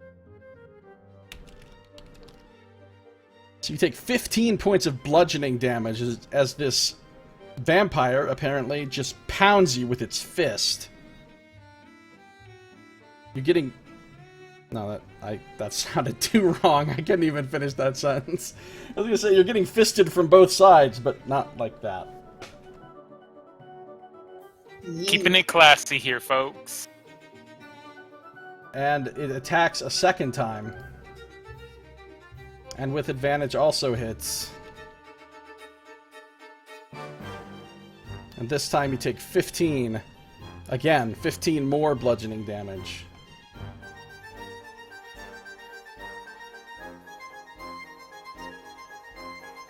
Alright, number 11 is down. He doesn't get a turn.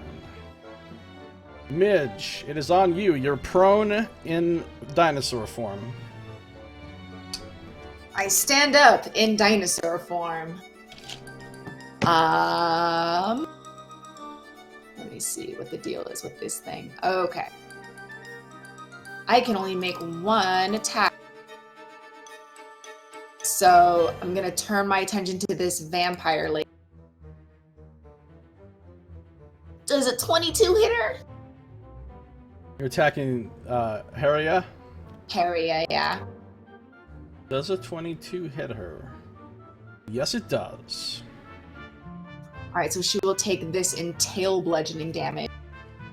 So much bludgeoning. Wow. A 20 piece. Yikes! Nice. And then she needs to succeed on a DC 14 strength saving throw or be knocked prone. Wow. DC what? 14? 14, yeah. Alright, she crits the saving throw. So she's not knocked down, but she just took a massive wallop. You look like you rung her bell. She's kind of blinking and her eyes go crossed a little bit. She sways on her feet. Do you have more attacks? No, the Ankylosaurus only gets 1 attack, but I will heal myself as a bonus. Oof. Okay. Alright, so you're using up spell slots for that. Is that all for you? That is it. Alright, Sardick. Tell me, he's going to kind of call out. Which one of you is cousin? You're supposed to go back up to the portal to meet with your sister. The one that's just to the north of Midge looks at you and narrows their eyes. This one's actually very androgynous. It's hard to tell whether it's male or female. And hisses. How do you know my name? Like I said, we're messengers. We were here to send you a message. You're supposed to go up to the Yawning Portal and meet up with your sister.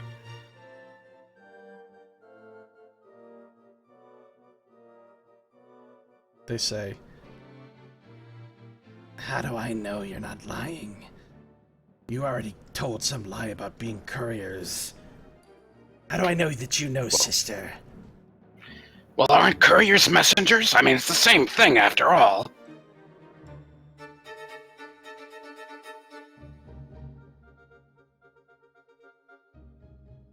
Sardick, we may need you to make a fat persuasion roll because we know you're good at that. Oh, Yeah, he's amazing. If you wish to spend an action trying to persuade, you can. I would just as soon have you, though, trying to kill the golem. By the way, just so you guys know, you have 9 in your inspiration bank. Oh, right. We have inspiration.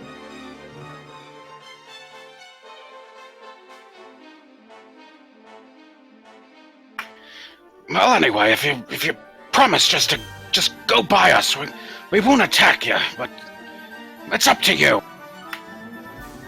And it's like, wait, so we're not attacking this one? If he just decides to go, then we won't, but... Midge would pipe in. Any of them that want to leave peacefully should be allowed to. If he wants to continue helping his boss over there to harass Midge, well, then be gone with him, but still... Arya yells out, no one is leaving peacefully! All of you stay and fight! I command you! You are a very bossy lady. Oh, I'm bossy, am I? I wouldn't get that if I was a man! Oh, don't even try and play that card, girlfriend. I was a slave. Alright? Don't talk to me about gender equality, alright? I was a slave to a matriarchal society. Why do I care about that? I don't. I'm just saying. So what is Sardick doing? Sardick will turn his attention to the one in the corner for a moment. My Lord Wyvernjack, smite this one, ram him like a pillar. Ram him like a pillar. Nice. He's going to invoke a spiritual weapon up against this one up here in the corner. Let's see if I can find the horns that I was using. I found them.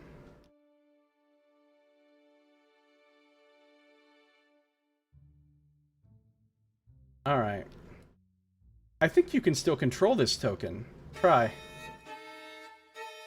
Yes. And I'm assuming that 22 will hit.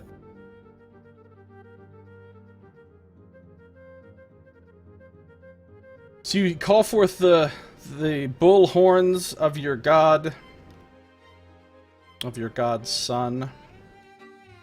22 certainly hits.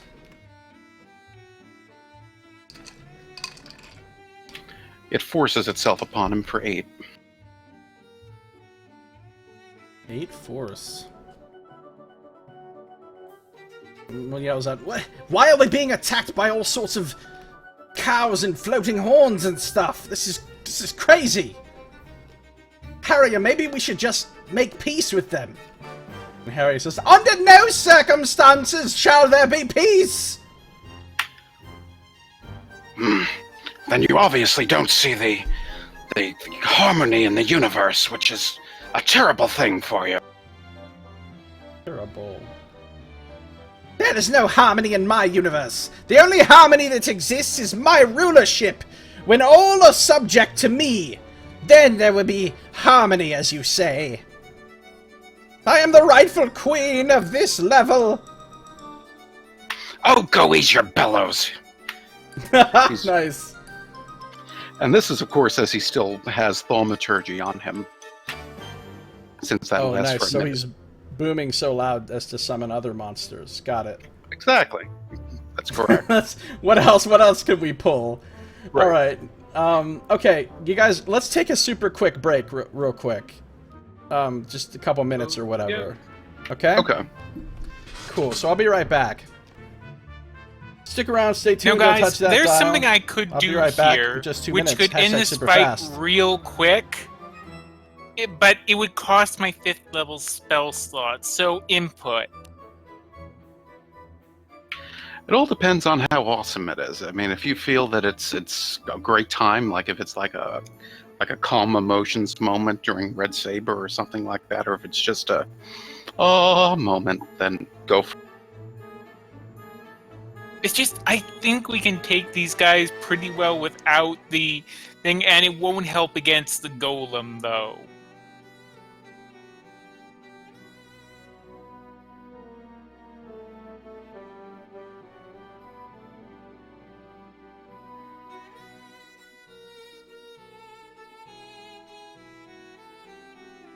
Well, with just the goal, it makes it easier to deal with, but it sort of, it depends on, like, if Azar is feeling like, oh yeah, he can just stop this right now, and, you know, da-da-da-da, that kind of thing.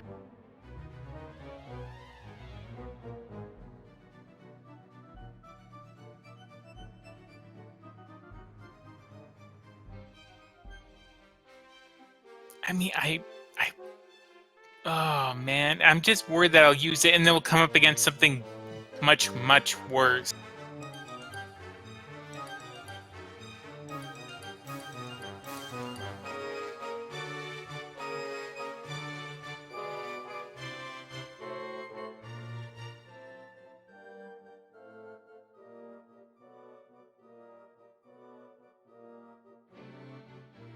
Ice time, ice time, ice time, ice time, ice time, ice time. It is time for ice.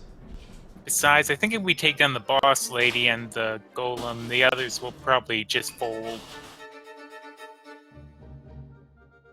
That could be.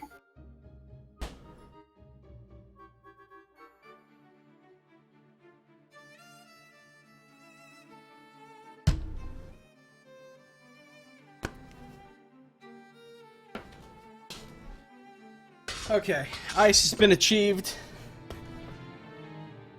Alright, we've had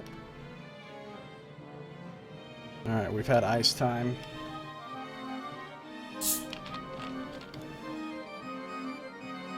Nice.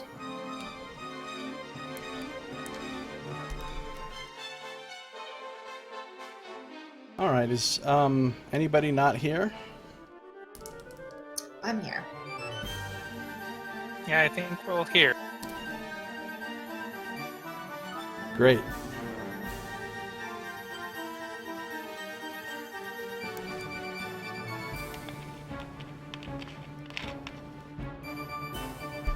Alright, here we go.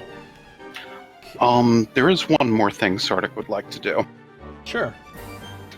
Okay. Sardick is just going to kind of just sort of squat for a moment and kind of stretch for a second, and he's just going to simply jump over the Ankylosaurus, and he's going to end up over potentially on the wall if he can arrange it.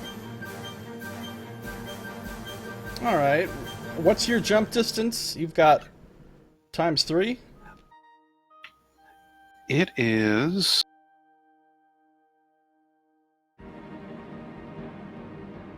You can jump 3 times the normal distance, though you can't jump further than your remaining movement would allow. All right, 3 times your normal vertical leap wouldn't get you over the Ankylosaurus.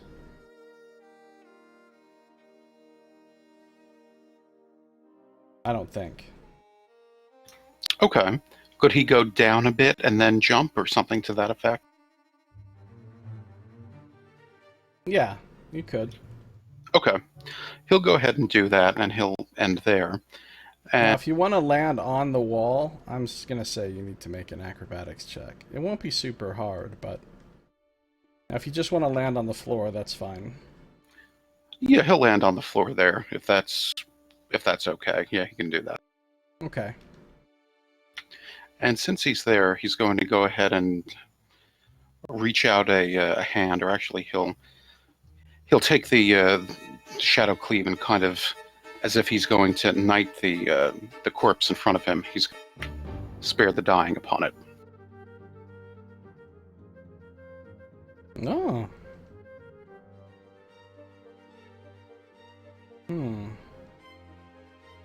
But it's in it. What? But he's dead. So what would that do? Is he dead, or is he like have a moment saving throw death thing kind of thing? He had a dagger go through the back of his neck and out his mouth. That's true. I'm going to say he's dead. Okay. And you can tell he's dead. Would Sardick know that from his original position? No, you had to get close to him. Okay, that's fine. He'll be there. Alright. So, Katrin's like, I guess we're not attacking this one, or something. Alright. Go for the leader and the golem, Katrin. Alright. So she's gonna move...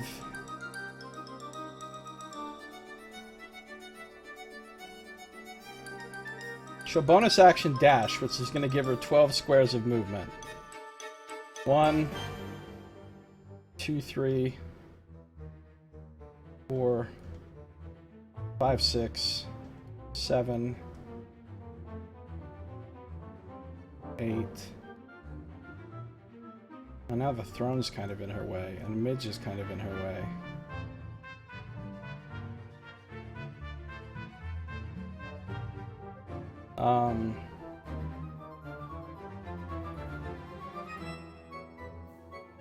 I guess If she has enough movement, though, she can move into an ally space and then move back out. She just can't end her turn in my space. I don't think she can end her movement in your space. You can't stop an attack from an ally's space and then move out of it.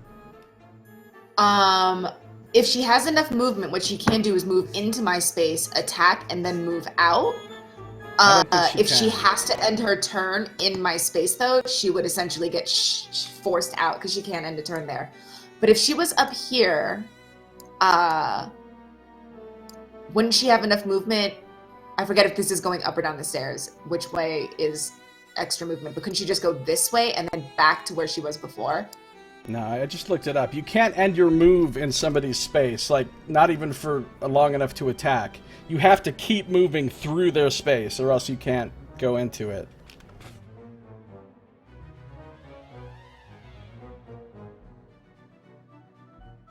But she's just going to clamber over the edge of the throne here. I'm going to make an acrobatics check for her. She's really good at that, though. That's what she's got expertise in. Alright, that's good enough. So she'll clamber over and sort of jump and leap off of one of the snake heads on one of the arms of the throne and end up flanking with Midge. And Cousin didn't Assuming that's cousin, I believe that was confirmed. Oh but yeah, he does. He does do opp- an opportunity attack. She was just going to take that opportunity attack. So yeah, he does. He does do one though. You're absolutely Wow. right.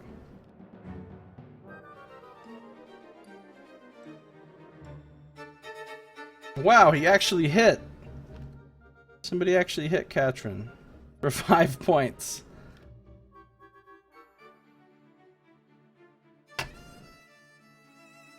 She shrugs that off. Doesn't even seem to notice it.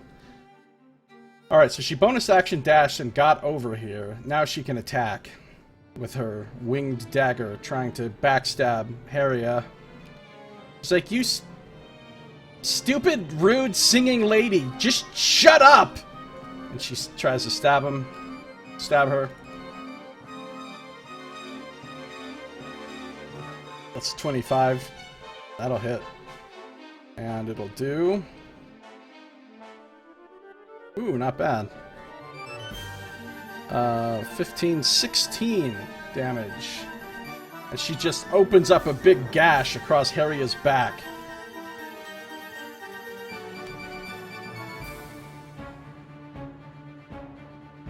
Alright, Undertaker 17. He's gonna try to do the sneaky sneak thing. And now he's gonna attack Sardick. Are you concentrating on something, Sardick? No. Spiritual Weapon and Guardian of Faith, neither of those require concentration. That's nice. Mm-hmm. So, let me do the sneaky sneak. Wow, no, you see him. You see him, so he doesn't get advantage to shoot you. And Maybe if you got a little closer, you'd be able to hit me. He doesn't say anything. His bolt just clatters off the wall.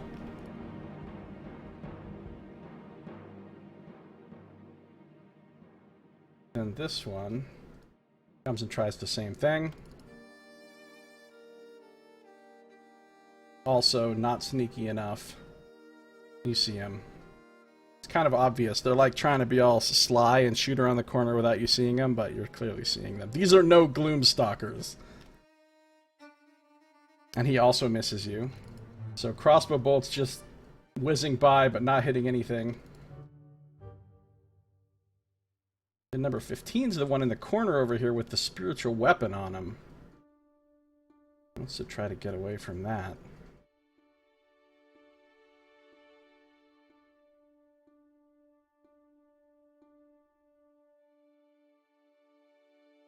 So he's going to come over here. He's going to open these doors right here. Or this door.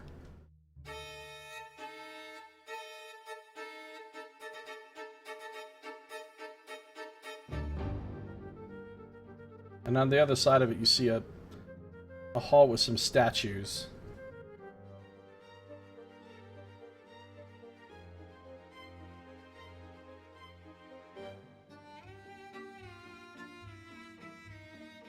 And he's going to go through, try to hide around the corner.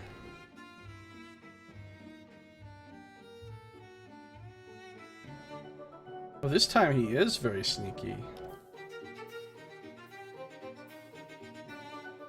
So he's going to take a shot at Midge. She's the easiest to hit. She's like huge. So he does get advantage on this one. Alright. Hits with a 22. For a total of 9 points of piercing damage. You can feel this bolt just lodge itself in your shoulder.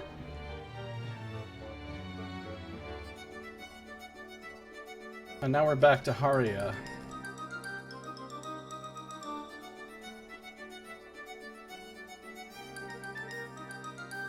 Alright. She's going to Healing Word herself.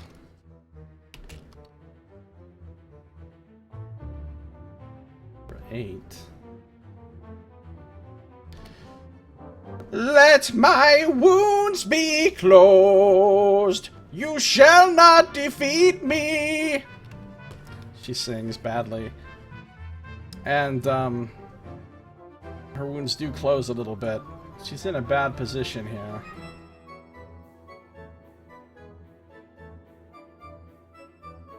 So she's gonna try...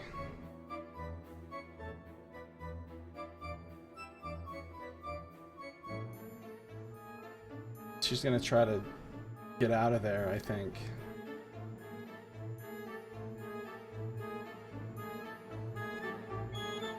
Actually, she'll stand and fight a little bit. She'll keep attacking Midge. With flanking. So first with the scimitar. That's a crit. So the scimitar cuts deep into your leg. Almost like slashing a tendon, and you take 14 slashing damage from that.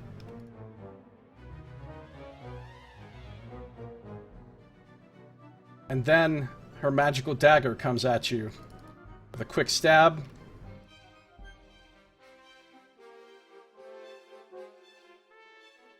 Also hits. Sticks into your belly for 7 points of piercing. And then the second attack with the dagger. What's your AC? 15. Misses! She's unable to get through your tough hide that time. But you're feeling a lot of pain right now.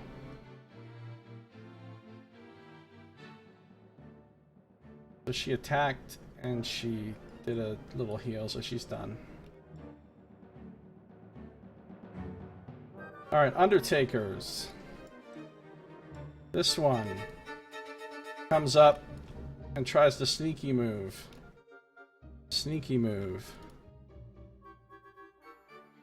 But he does not... He's not sneaky enough. You hear him this time, Sardick, and he tries to take a shot at you. Ooh, 21. That's exactly your AC? Yes. So that does hit, as the bolt lodges into your side, just above your hip. 9 points of piercing damage. But no sneak attack, because he wasn't sneaky enough. Okay. And finally, number 14. I'm going to try the same move. His stealth is not even close to good enough. And his shot is not even close to hitting you. So this one just bounces harmlessly off the pauldron of your armor. What kind of armor are you wearing? Splint. Okay, this bounces off your armor.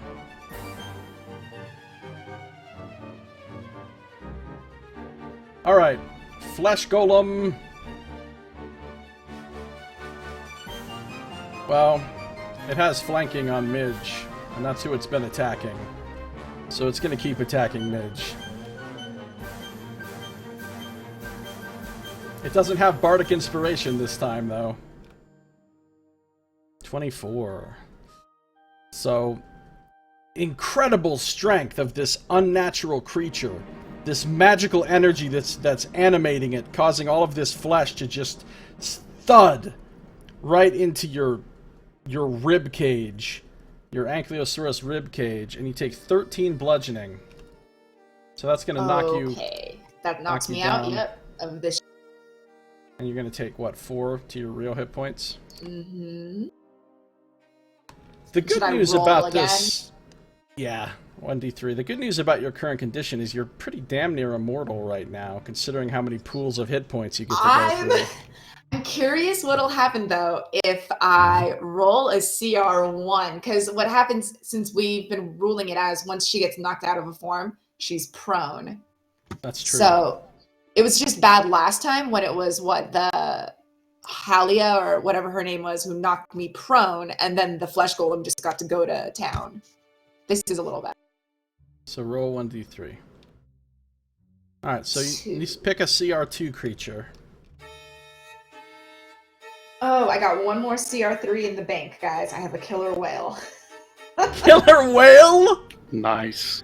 Yes. I'm gonna go saber-toothed tiger, which I think is just a large beast and not. Yeah. So you're a saber-toothed tiger now. A prone one.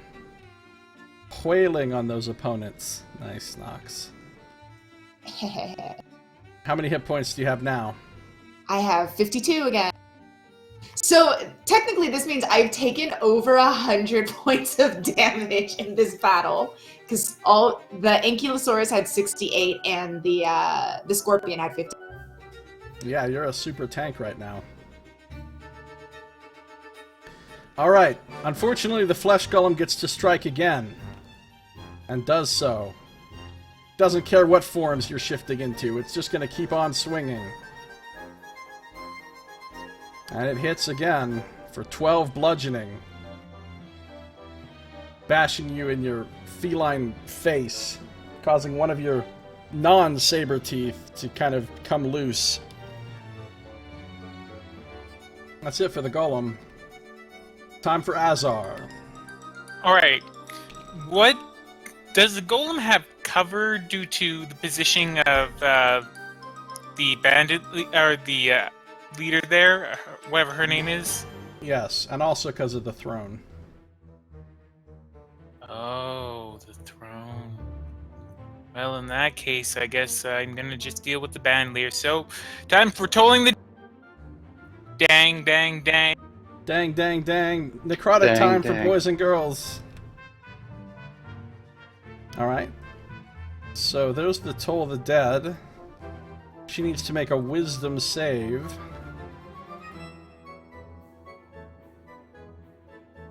Which she fails. So she takes 12. That's right. So your necrotic energy is starting to eat away at her flesh, and she starts screaming, "Ah!" Don't do that! You'll ruin my beauty!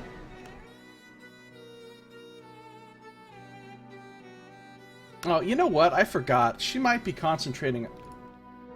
I might need to make concentration checks for her. Let me just check something.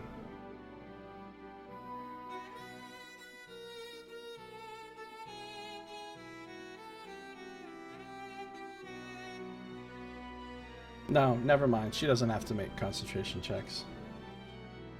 She's good. Okay. So, that happened. Anything else? No, I'm good. Alright.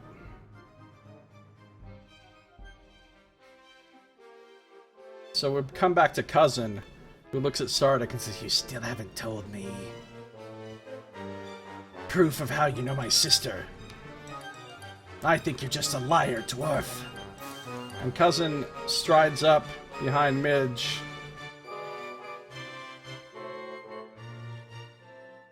Well, as he's striding up, Midge, like, very nonchalantly as a saber-toothed tiger with one loose tooth, says, well, we know that while she might not be an actual vampire, I believe somebody filled me in on this. I think it was Sardick. We do know she's a shapeshifter. Eh? That's correct. And besides, how would I be able to make up something so accurate? Cousin's face just kind of goes blank. She says, "I don't really like that information getting out. Sorry, nothing personal." And she attacks. Man, they really want us to kill him, huh? Alright, so her first attack misses. She tries to hit you, and this time it just doesn't do that. It's just not that much force, and your tough saber-toothed tiger hide shrugs it off. But she attacks a second time. Ooh, for 23, that hits. For 16 bludgeoning. You feel one of your ribs crack. Sharp lancing pain through the left side of your body. And then...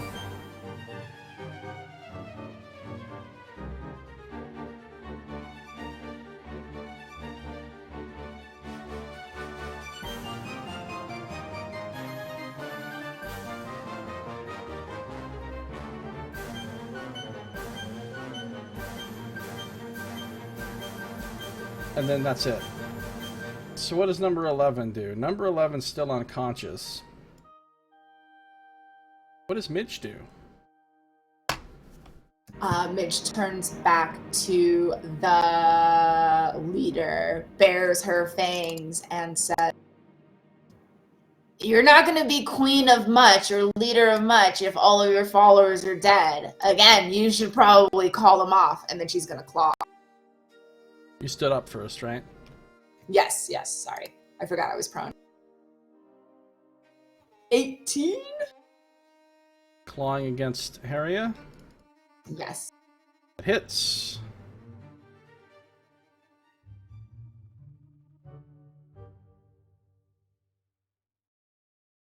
For 9, and I can... Does it take a bonus action, like normal, or would it be an action to change shape? Willingly, on my... What does it normally take for you to change shape? As a moon druid, it would be a bonus action. You can do it as a bonus action then. Okay.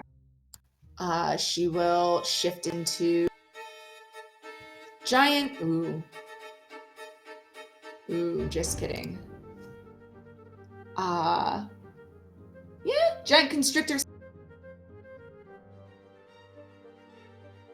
which I believe has an AC of 12. Nice. Now, any damage that you've got on this form carries over to your next form, though. I would have to do the math on that then. Hold on.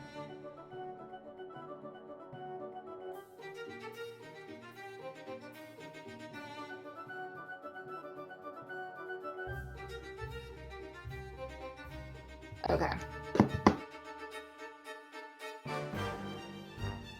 So she is now a giant constrictor snake. All right.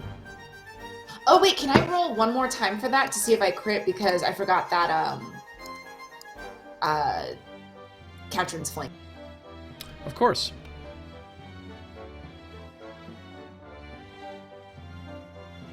Nope. Ooh, that's bad. Alright, so you turn into a giant snake. He says, "Your tricks of transformation will not avail you victory. You face a vampire queen!"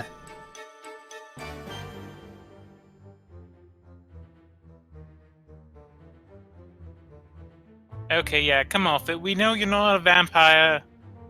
Just FYI. She just crit a performance roll. She seems very convincing. You think this one actually might be a vampire, for real. Performance roll in combat. Because spoony bards. If anybody's a vampire, it's her.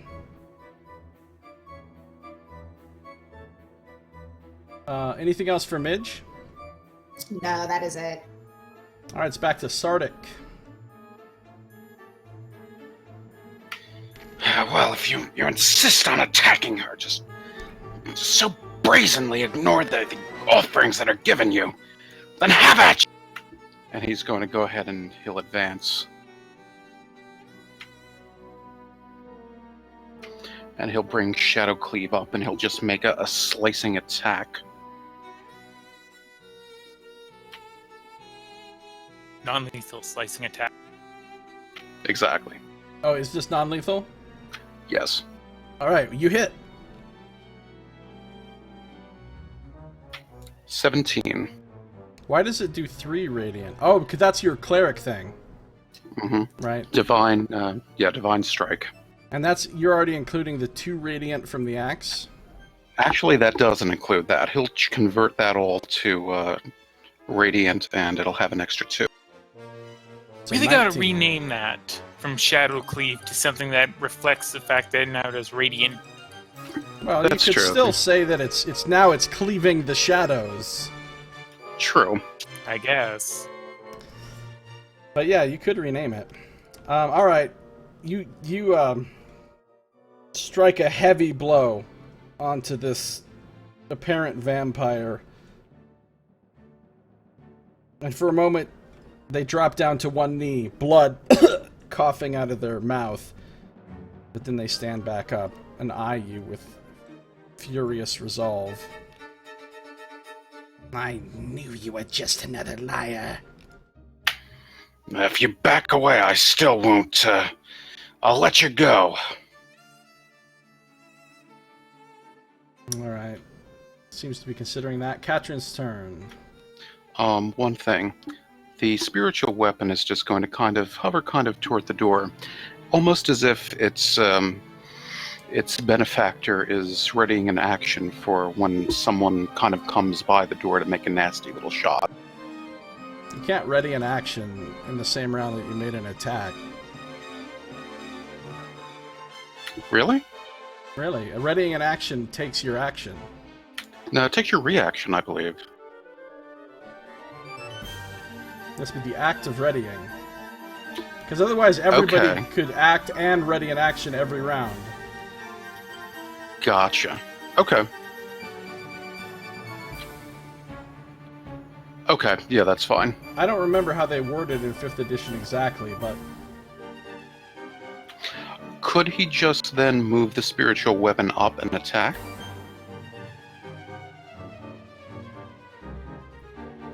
I don't know, what are the rules on spiritual weapon again? Oh, he can move at 20 feet and attack.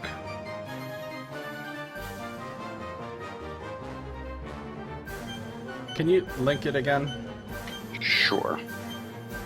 Yeah, as a bonus action, you can move it a certain amount and you can attack.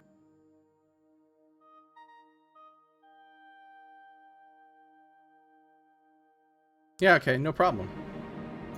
Okay, I didn't know if he had to, like, see it or if it was being sneaky and hiding from Sardick, that kind of... Yeah, in that case, he'll attack, and that's a 16. Then that hits. 10 force. 10. You hear a howl of pain from out in the next hallway.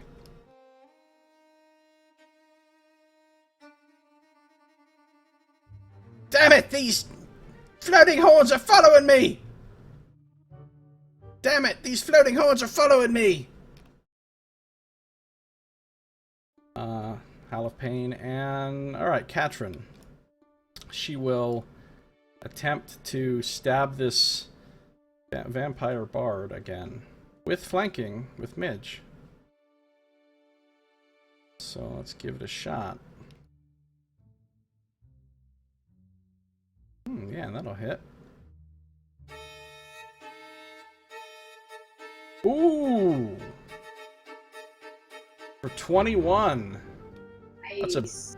That's Katryn's biggest hit ever, I think.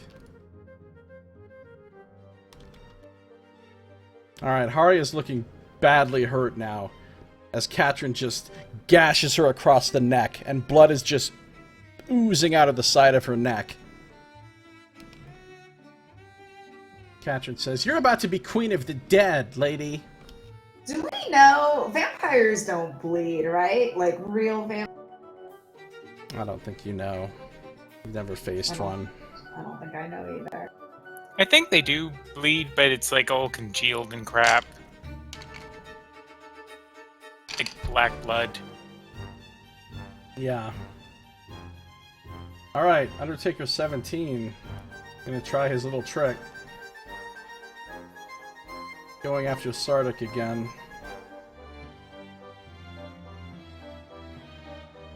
This time he's quite sneaky and Sardick doesn't notice him until it's too late. And he hits, just barely. With sneak attack. Ouch! Sardick, you feel a crossbow bolt just stab into your back just below your shoulder blade, and you take 15 piercing damage. Okay.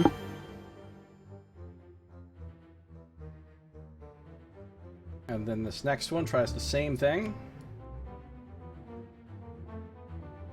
Stealth is not good enough, so he doesn't have advantage. And he does not hit. So this one bounces off your armor. And the one that's out in the hallway with the spiritual weapon.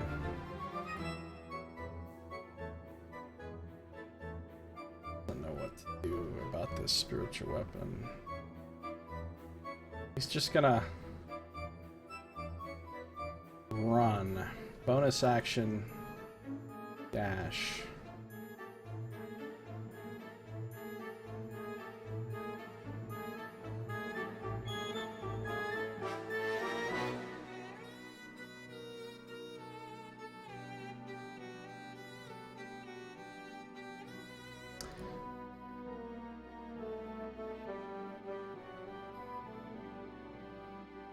Sardick and...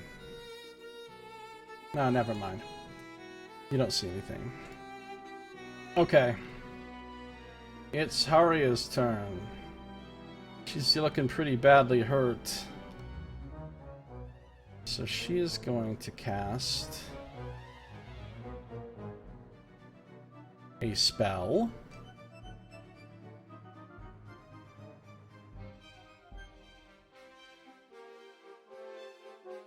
You see her going through the motions of casting, and then she suddenly disappears.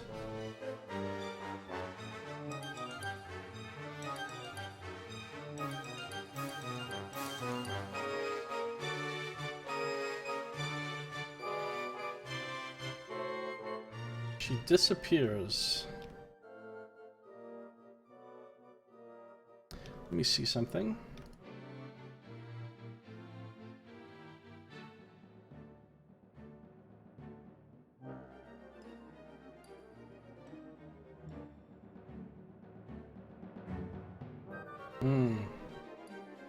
Okay.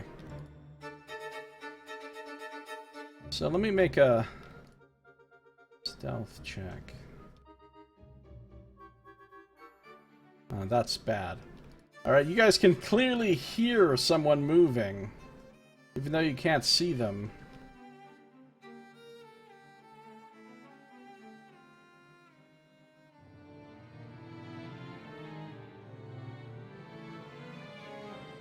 Bumping against the throne. Shit out. What? Bumping against the throne. Oh, Shit yeah. out. Yeah. Azar, you hear somebody move past you. But you see no one.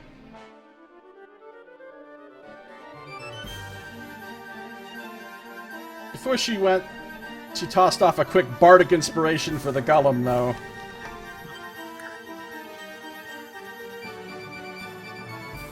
Good luck, golem! You can finish this yourself! Then she disappears and clumsily tries to sneak through everyone. Alright, Undertaker 16. Would she still take damage though if she got near that cow? Yes, I think so. The cow doesn't have to see the person, right?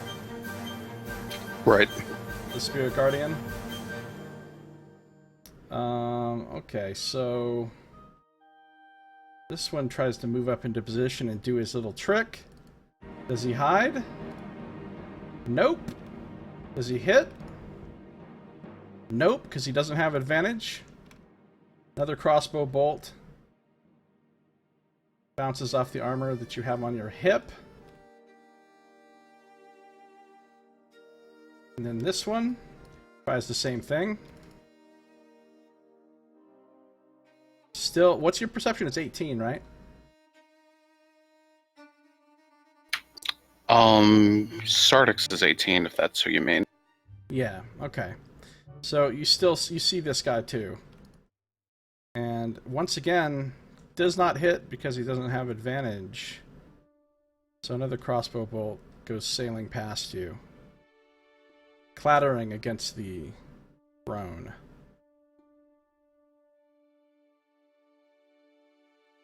Alright, we come to the flesh golem.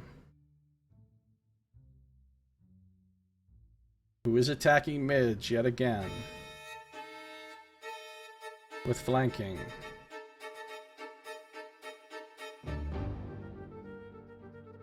His first blow misses.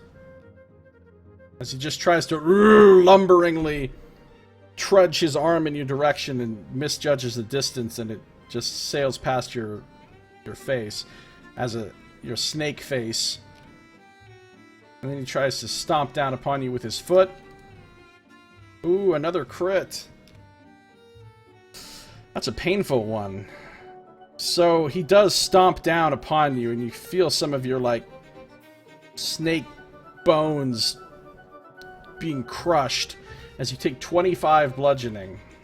My frail snake bones.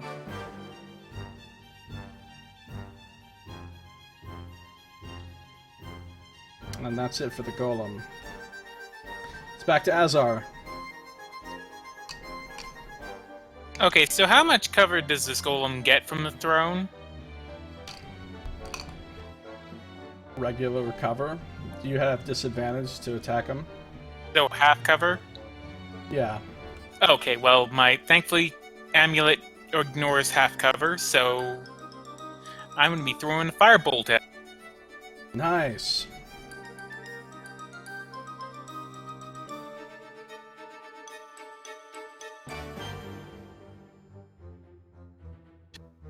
And that, I imagine, hits, since its AC is 9. That does definitely hit. For 15 points of damage. Alright, so as you burn the creature with the fire, it seems to react very badly to it. It starts thrashing around and making a sound. And it seems like it has a strong aversion to that.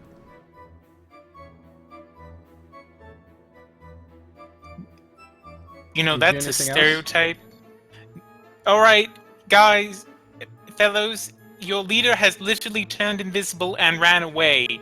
Really, I think it's about time you just gave up. We are seriously not here to kill you.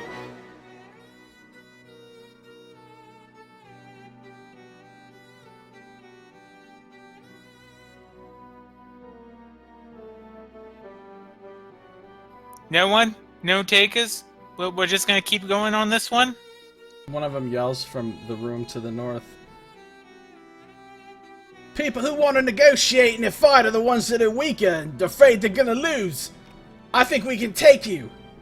How many? Okay, throwing this one out here. How many of you are on the ground dead or unconscious, and how many of us are on the ground dead or unconscious? We still outnumber you, and we still got the golem. Right, well, we'll be taking care of that one then. Alright. You're not gonna move or anything? Nope. Alright, Cousin's turn. Cousin is now being wailed upon by Sardick. Not happy about what's happening, to be honest.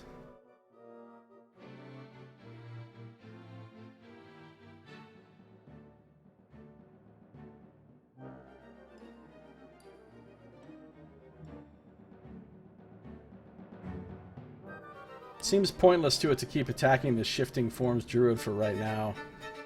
So Cousin is going to turn, strike against Sardick.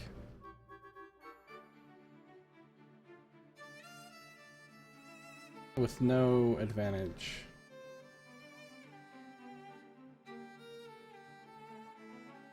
So its first blow misses you.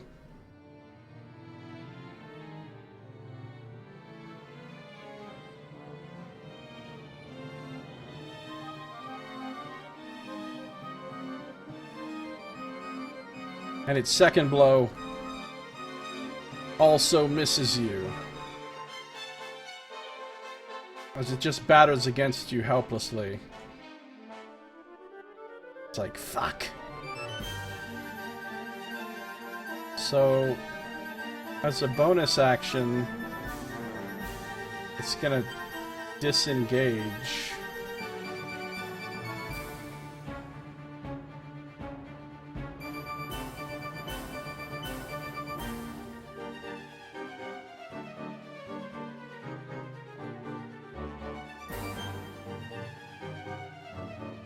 And run over to here.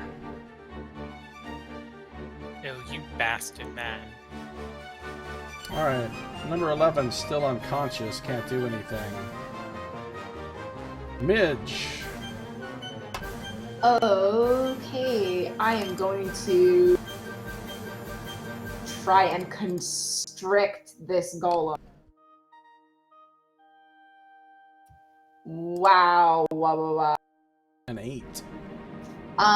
What I've got, I don't know if this would have flanking based on where, Katrin is.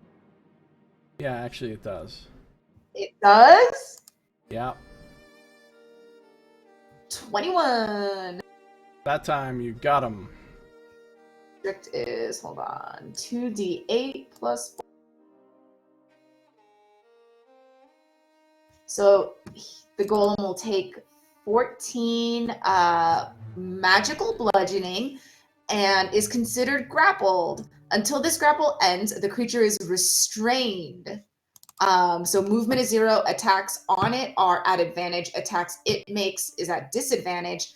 And I forget, is going down these stairs difficult terrain or regular movement? No, it's regular. But does it say you can move it? Well, I have it grappled. If I have it grappled, can I move? Wouldn't I be able to move a creature? And it's also restrained. I mean, I don't know how that would work. Your body is literally wrapped around it. You're holding it there. Have you ever seen a snake constrict something and slither at the same time?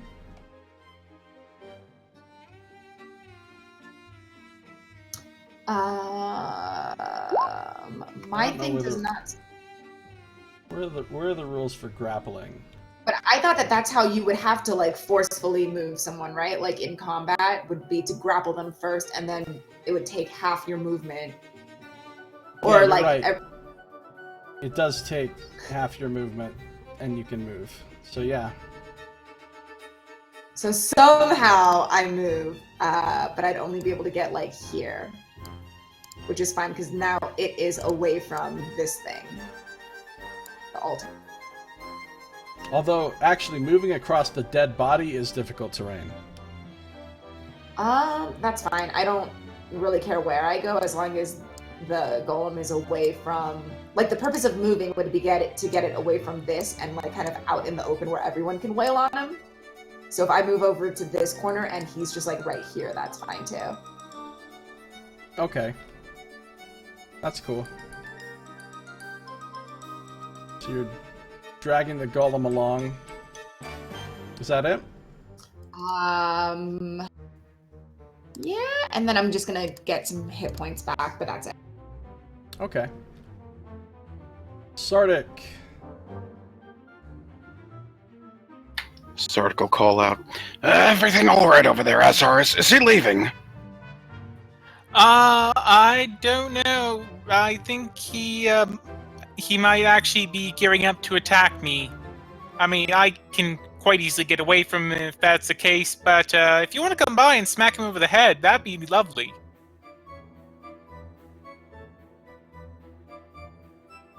Sort of kind of frowns and thinks, and he kind of like peeks over to see if he can see like cousin preparing to attack or anything like that. You can't tell what cousin's doing right now. Just kind of lurking there. Well, his cousin was heavily wounded from that last bout. If cousin's just gonna go down, it should be all right. But let me know if you need help. Sardick will go up. He'll go up and approach the golem, and he'll once again draw Shadow Cleave and now have at you!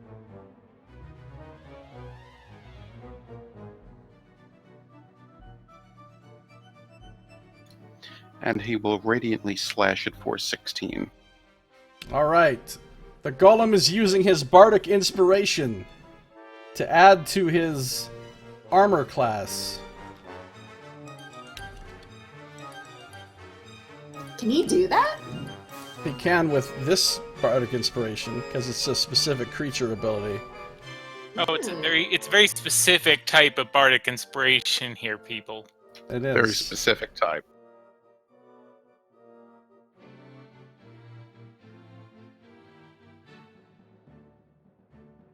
Look.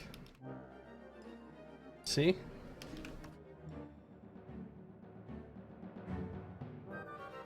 Yeah, is it combat inspiration?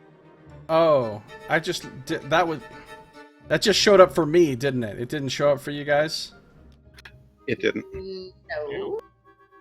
I don't. Why does it have it so that it's automatically on? I don't even know how to change it off of side. Oh, here it is. Someone's telling Porky Pies here.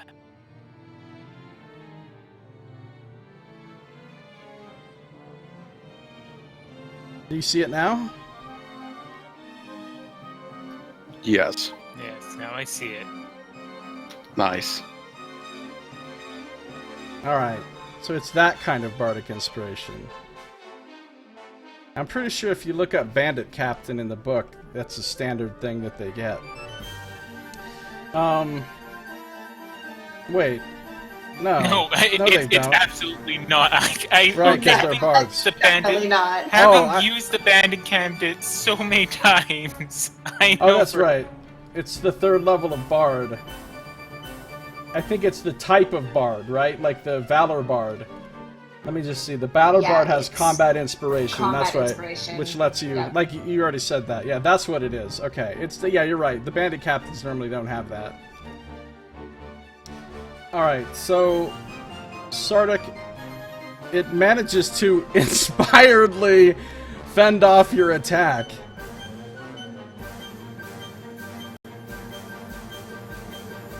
You spoony abomination. And as he grumbles that, the spiritual weapon will drift over to the other door. It'll drift over to where? Oh, okay, over to there. Yep. All right. That it, Nox? Yes. All right, Katrin's gonna come get to work on this golem with her new shiny magic dagger. She gets advantage too since it's grappled. Or restrained. Nice. Move right there. Advantage. Yeah, that's a 25. For 21 again. Nice. Jeez. Big hits. 21. So she takes a big chunk out of this thing. She just carves a piece and slashes back across, and literally a big chunk of it just falls out and squishes on the floor. That thing's disgusting! Ugh! Kill it fast! It's gross. Alright. These guys are still in the fight.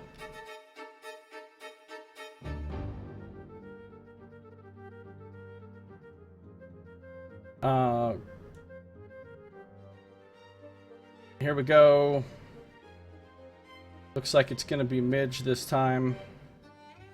Actually, maybe it'll still be Sardick. Sardick's the one summoning all this bullshit. Bullshit. Bullshit. Stealth is not good enough. Crossbow attack is not good enough. Another crossbow bolt. They just keep coming and coming, and it just misses you badly. You basically pinned them in this room with your cow spirit, which is pretty nice. And this one tries the same thing.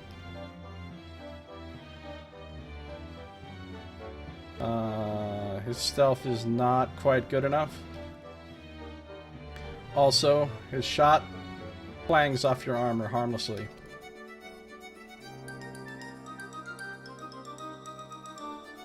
And this one here.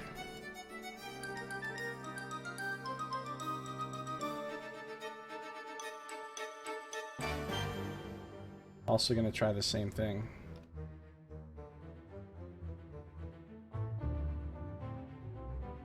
Oh, that's a crit. So it doesn't have combat advantage, but it does roll a crit on its first die, so that's going to do...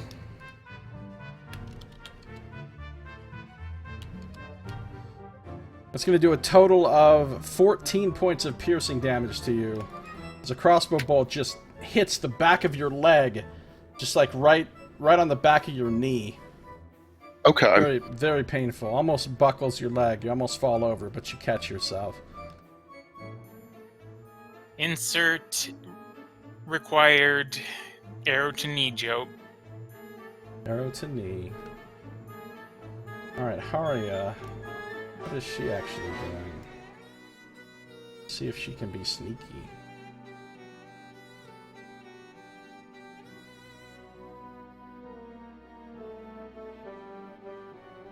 Ooh, she can be sneaky.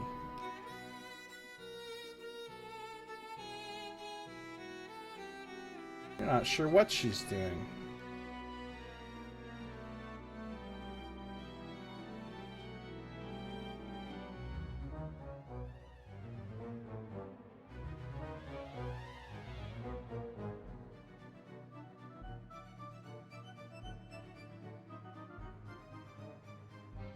Undertaker 16.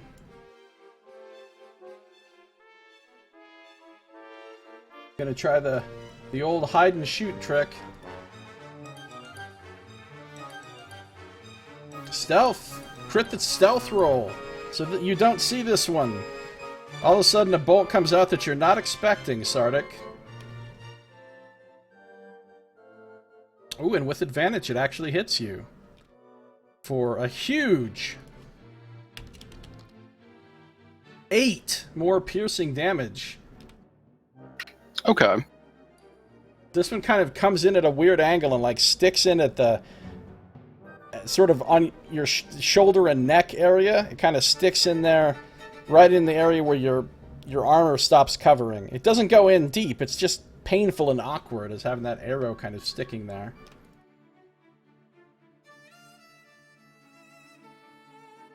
And I believe there's one more that gets to pull his little trick.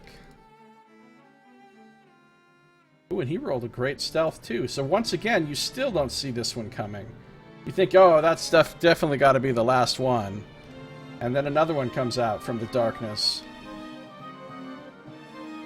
But it doesn't hit you. Back to the golem. Golem is not having a good day, surrounded by foes.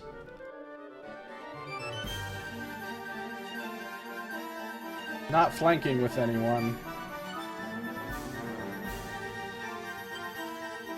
And restrained by a giant constrictor snake. So it's going to attempt to attack the snake, even though it has disadvantage. Well, I have low AC, so... Ooh, rolled a 19.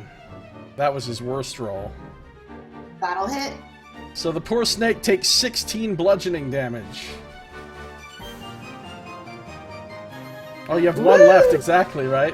I'm still a snake! And second attack? 14. That misses, right? No, that does not miss. I have an armor class of 12 as a snake. So unfortunately, another 15 bludgeoning as it rips its way free and stomps on the snake.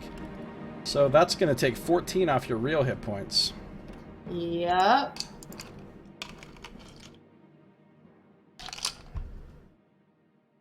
And another CR2. I did not have one ready. You could become an Allosaurus. Ooh, I do not see that. I could also become a Plesiosaurus, which has this swim. Those things, seriously, gave me nightmares as kids just imagining those things under the water. I think they're cool. They seem friendly. Does it need to... Well, it can hold its breath for an hour. Does it need to breathe air? Because it has both a land speed and a swim speed. So I'm assuming it doesn't, right? Yeah, I'm assuming it's fine. All right. It is...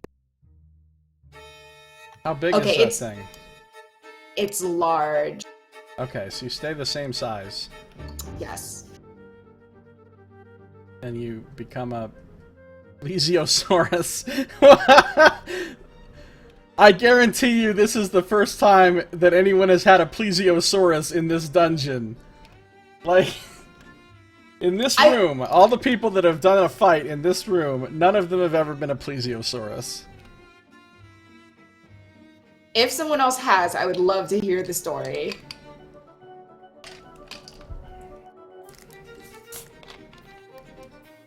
Send your stories in to P.O. Box 1758, the Order of Reno, Nevada. I don't know if that P.O. Box is anything close to what would be Reno, Nevada, but... I don't either. A prone plesiosaurus. So it's back to Azar's turn. You got Cousin standing right next to you, looking at you hatefully. Cousin, I'm going to just ask you here. Are you going to give up? Seriously, are you can you just please just give up? I really don't want to have to just start smacking you with spells and everything.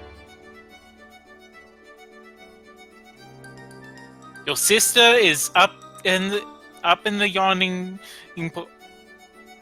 portal with her other sister and whatever. Just go up there. Otherwise, I have to use spells, and then no one has a good time. Cousin says, I'm not afraid of you. Your threats mean nothing. Well, you know, that's just great. Alright, fine. Then this is what happens. Dang, dang. Dang, dang, dang, dang, dang. Dang. Tolling the dead. Wisdom save? Yep. Actually, just barely makes it. Damn. Well, I'm out here. Peace out. And I am going to Misty Step right there. By the golem. Mm-hmm. No, you're not right by the golem. Alright, so you vanish and reappear. That's Leaving my style. the helpless Ara and Roscoe to Cousin. As they just stand there in a stupor. Alright, it is Cousin's turn. Cousin just looks back angrily. And then goes and shoves his way through them. Because they're not currently active, I'm going to say you can push your way through them, but it basically counts as difficult terrain. Because they're not doing anything to stop him.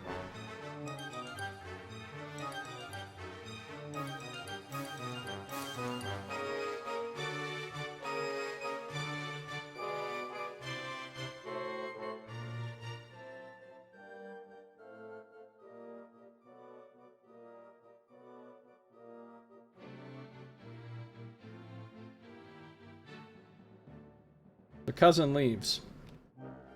Undertaker 11, however, continues to be unconscious on the floor.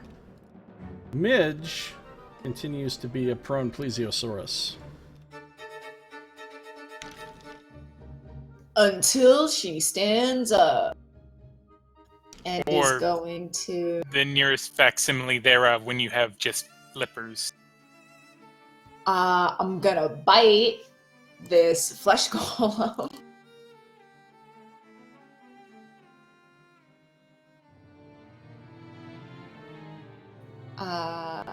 Biting the flesh golem. I'm flanking. You are. Okay, no crit. Alright, well you successfully bit the thing. It tastes horrific. Like just death and nasty foul juices coming out of it as you bite down. Would like you say bile. it tastes of despair? Tastes worse than despair. Well, I rip 14 hit points worth of its flesh off. Ouch. Alright. You're tearing more and more pieces of this thing away, yet it still maintains a terrifying, unnatural vitality. You do anything else? Nope, that is it. Alright, in that case, it is Sardick's turn. Sardick looks at the thing and growls, "Have at ya!" And once again, he'll bring Shadow Cleave down upon it. Oh, actually, I'm sorry, can I do one thing with my movement and just position myself here? Where do you want to be?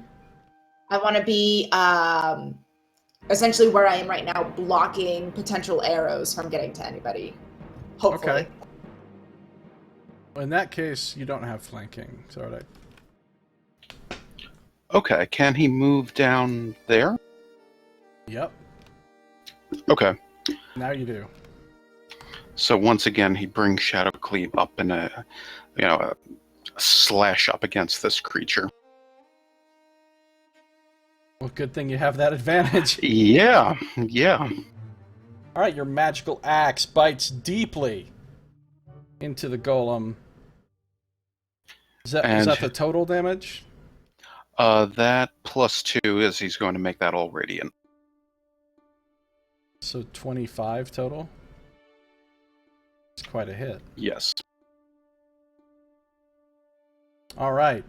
You just gash a giant piece out of it, and suddenly the golem starts screaming and flailing its arms around and shaking its head back and forth and stomping its feet, and it seems like it's going berserk.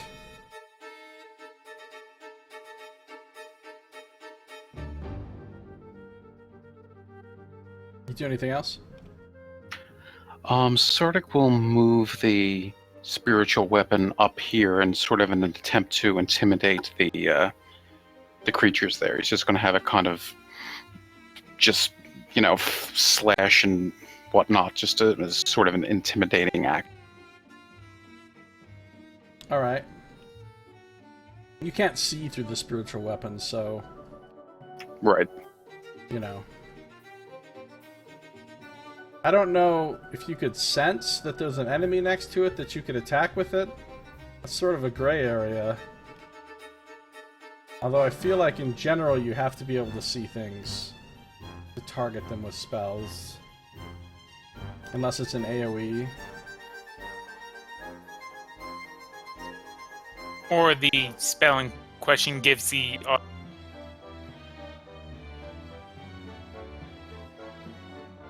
Honestly, the rules for a lot of things are less clear in 5e than they are in 4e. Like, if there's an enemy around the corner and you don't even know they're there, but you move your spiritual weapon there, can you just magically attack it even though you don't know it's there? If you read the rules one way, it just says you can attack an enemy that's next to the thing, so technically you wouldn't need to know that it's there, but that doesn't make any sense. True. Targets. You must have a clear path to target something. It can't be behind total cover. It does say that. Requires you to pick one or more targets. So if you don't know an enemy's there, you can't very well pick them. But if you do know they're there, even if you can't see them, you could still target them.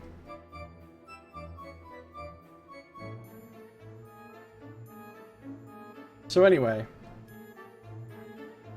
I would say, in this case, you don't actually know the locations of any enemies right now around up that way.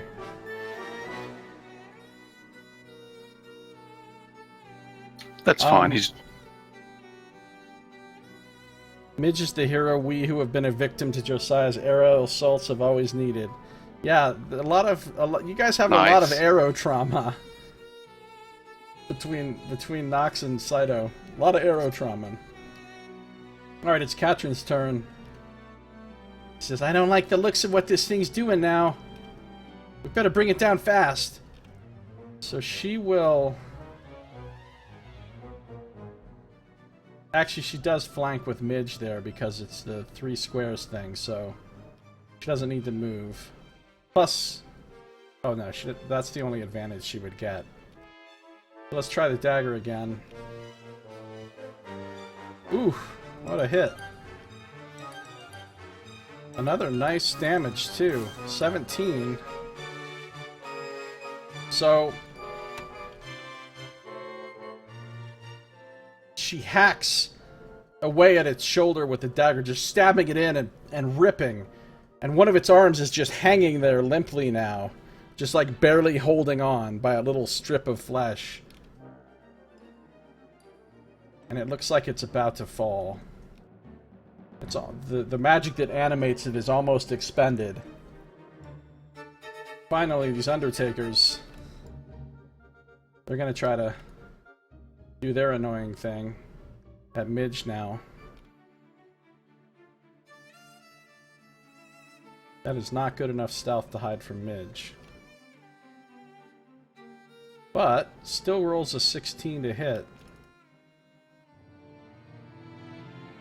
16 hits Midge, right? That's it. What's the Plesiosaurus AC? It's 13. My AC's changed so much today that it's hard to remember, but this one's 13. So, into your plesiosaur hide, a crossbow bolt sticks, doing 9 damage. No, 8, I'm sorry. 8 piercing damage.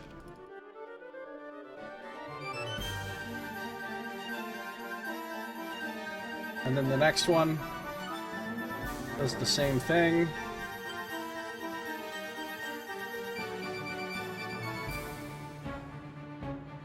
But misses. And the next one does the same thing. None of these are successfully hiding from you. You can see them all pretty clearly. And that one also misses.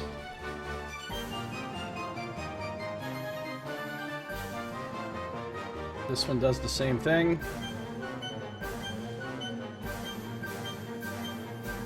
Also misses. So crossbow bolts are just whizzing by the plesiosaur without hitting. And finally this last one here. Really bad at hiding. Does hit though, but not a crit. It was, one of the rolls was a crit, but it didn't have advantage, so it's just gets you for 10 point. Actually, hold on. Still get sneak attack because the golem's there. So 15 piercing from that one. Just whittling you guys down. And finally the golem is going berserk.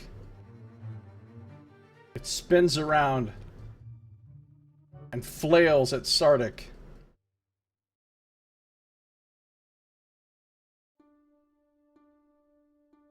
Ooh, 24 versus AC. Hits you for 7 bludgeoning with its meaty fist. You're right in the side of the head. Kind of rings your bell. Now your ears are ringing. And then, Okay. And then it tries to kick you.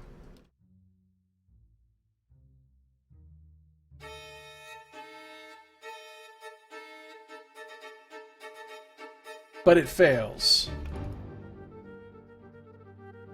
Its disgusting, misshapen foot glances off your armor. Not hurting you. Alright, it's Azar. Alright. Azar is going to first off yell down the corridor. Alright, so I guess we'll be seeing you then, cousin. Just head up to the Yawning Portal or whatever. Okay. And as for you, Mr. Pieces, I think another firebolt for you.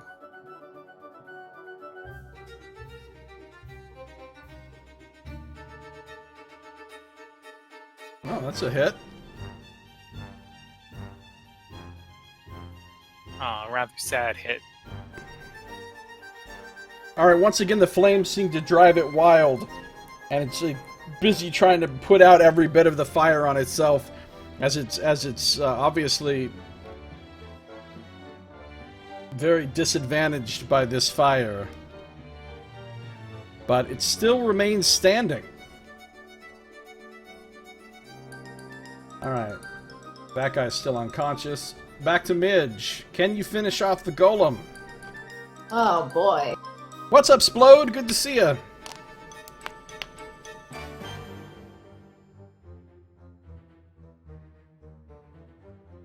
So, 25. That hits. And let's see this bite.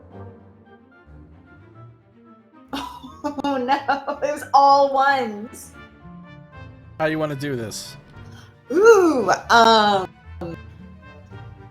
alright, I feel like, it's probably hanging by a few bare threads at this point, so Midge just kind of goes in and bites at the jugular and actually, like, tears his head off, and she kind of flings it around, and then just, like, lets it go, so it's gonna go flying over the spectral cow, in this direction. Oh, the head goes flying over there. Nice.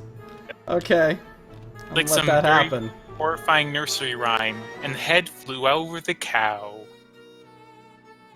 Yeah, nursery rhymes like from Ravenloft. So it bounces on the floor with a wet, splurching sound, and it comes to rest against the wall in there. And you can hear a bunch of frenzied whispering from that room up there, but you can't make out what they're saying. Right, so negotiations. Are we open to that yet?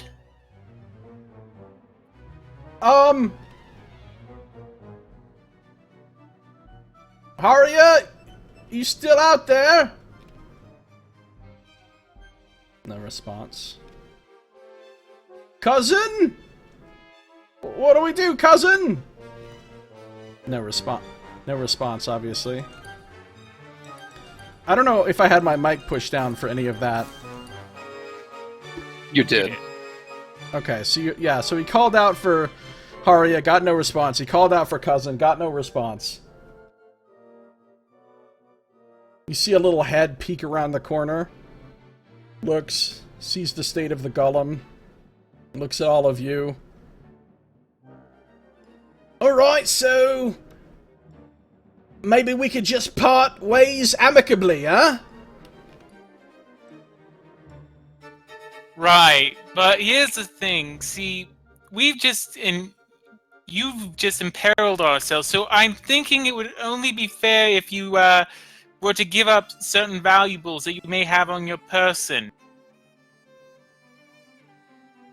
Alright, make a either... You guys are out of combat rounds now, essentially. It could get back into combat any moment, but for now, nobody's actively doing hostilities. Oh, well, I assume... Are any of you attempting to continue attacking right now? I am not.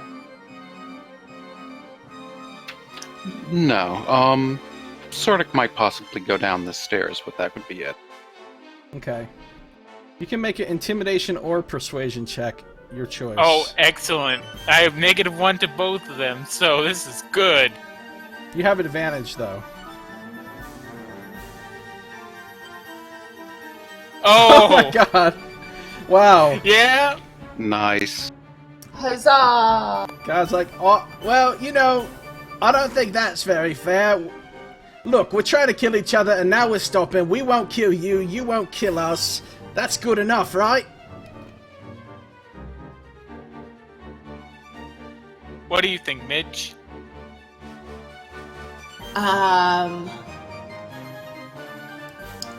Midge kind of like roars at first and then is like, oh right, forgot, I can do this. Yeah, let him go. Hopefully he'll find his way up eventually. I mean, they are attacking people who are coming down here, though. They are doing that. They are, but I mean,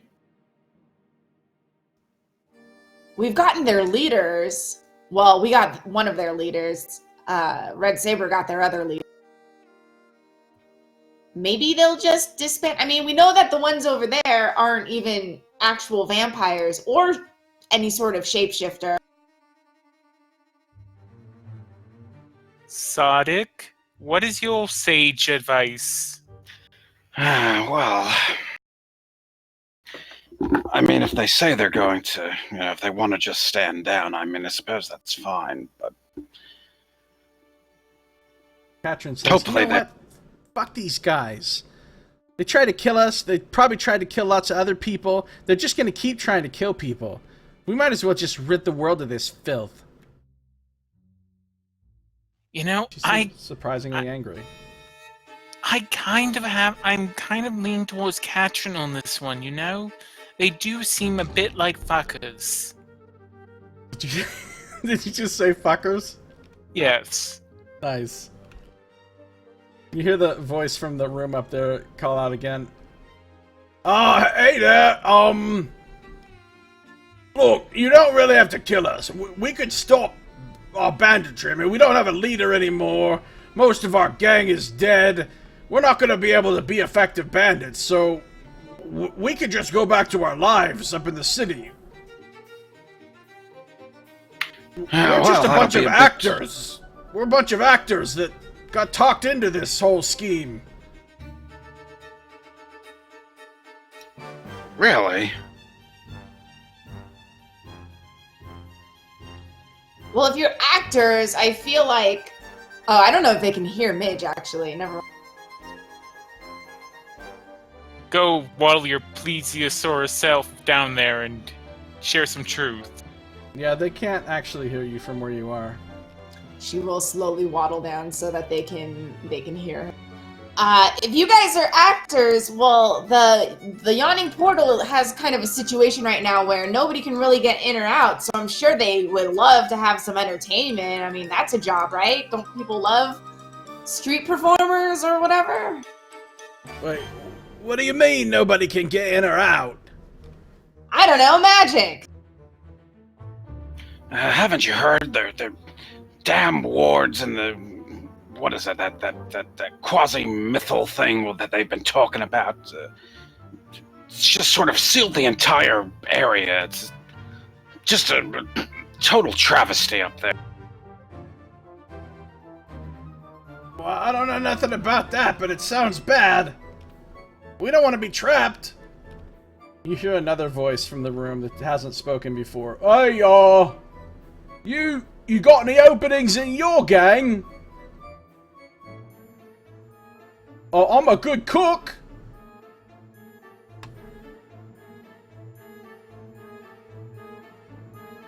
Gentlemen, this may be the chance we've been waiting for to expand. I mean, it's better to get them on our side before, you know who gets them. You do have a good point there. Katrin says, well, either way, I don't think they should walk out of here with their money. Or anything else they got. I don't know if they have too much money on them, and then Midge, without needing to yell, since she's doing it all telepathically, yells, hey, you guys have any money on you, or are you, like, looking to get paid? Literally a big telepathic dinosaur. Aquatic dinosaur. Sitting right there. Guy looks around the corner, he's like, fuck my life. We don't have that much money, really. You know, just a few coins. Nothing that would be meaningful to great heroes like you. No, we're not looking to take your money. I personally am not a big fan of coin and this whole currency exchange anyway. But, I guess if you want to work for us, and you go back up top, I'm sure, because of the Yawning Portal's whole situation, they'd be glad for some help. I'm sure some of you could even get paid if you have skills or whatever. Just stop pretending to be spoony vampires. Seriously. Or if you are really into it and that's a lifestyle thing, you could probably stay in your vampire costumes and do work. I don't know if anybody will really care. I mean, there's a big floating skull up there. What's a pretend vampire gonna? Hey! Don't talk shit about him, okay? We do not talk shit about Rasavi. No, I'm just saying that there's so many other interesting things up there that, you know, a couple people masquerading as vampires aren't gonna turn too many heads, I don't think. Katrin says, you know they're already short of food up there. They don't have enough space for the people that are in there. We're gonna really send a bunch more thugs up there to, like, take up space that Durnan doesn't have and eat food that Durnan doesn't have. I didn't hear Durnan being concerned about my problems when we were dealt with that blackened soul up there. Yeah, and if we go back up there, we can always leave more food in exchange for, you know, them employing this troupe of actors. This fine troupe of actors. Katrin says, I think their acting sucks, and I don't know what they did to deserve this kindness from us. You know, when I was growing up in Luskan, I knew people like this all the time. Fucking gangs, and all they did was prey on people, and make you helpless and weak, and hurt you, and take things from you, and these are the same exact kind of people, and they think that's alright. And they never seem to pay for it. They just always get away with it. Pisses me off. Is that true? Is that what you guys think? You guys think you can just take from the poor and not pay for it and, you know, take advantage of people? Is that what you're all about? And she's gonna, like, stick her long neck through that doorway so she can kind of look over and see. Alright, you can look in there and see. Let me just reveal the room real quick. I just love the idea of just flipper legs just dragging this beast along. Yeah, like, they'll see, like, the tip of her, like, nose or whatever the plesiosaurus word for that is. Snout? I don't know. And then that whole, like, long face. And then, like, the neck just kind of keeps extending until she's, like, full face in there, telepathically like backing asking away. them if you guys gonna just continue being jerks and taking advantage of people like my friend back here? Is that what you guys are gonna do if we let you guys? No, of course not. We're gonna help the poor now. We'll serve and be really helpful. Really helpful. You're laying on a little thing.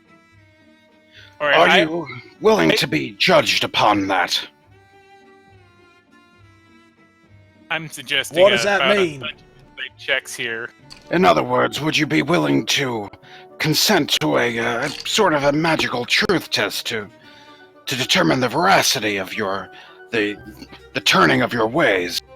And let me just tell you, saying no would not be in your best interest. And then Midge, as a plesiosaurus, kind of like tries to smile and like bare all of her teeth. Alright, Sardick, make a persuasion check, but Midge also make an intimidation check. I'll give you advantage on the intimidation. Okay, because I don't have... It's a curse! Sardick will use... That's a 4. Oh wait, yeah, Sardick should use advantage from our he'll use... should not. He'll use inspiration for that. Alright, you guys, let me take that off your... You have a lot of inspiration, so you might as well use some of it. I'm just waiting for my browser to stop being stupid. I think that we've earned some in our attempts to convert these people True. to a better life. And all the bovinity. Oh, actually, I did give you guys inspiration earlier for the classic Nox Bluff, and I'm gonna give it to you, well, not inspiration, I'm gonna give you XP for the roleplay to try to convert them and all that. So actually, you're still at 9. You're still at 9, so, with the 17 persuasion, you hear them talking to each other in there, and then one of them says, okay, sure, we'll do that. Alright, very well. And Sardick will go ahead and he'll enter the room there. If you would be so and kind Midge as crushes to... you. Nice. Sardick has the Malarkin Chronicle out, and he swaps his spell around. Okay.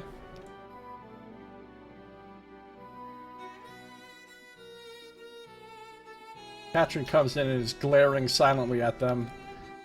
Ara Must be really nice having something like a spell book, Sardick. You must be so happy. It is quite useful, actually. You know, for things such as this. Oh, Blessed Mother, grant me your divine insights. Let me know if these men are true to their word, or if they are still blasphemers.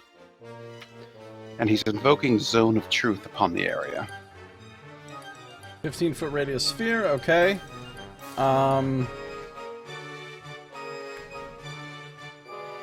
They have to make a charisma saving throw.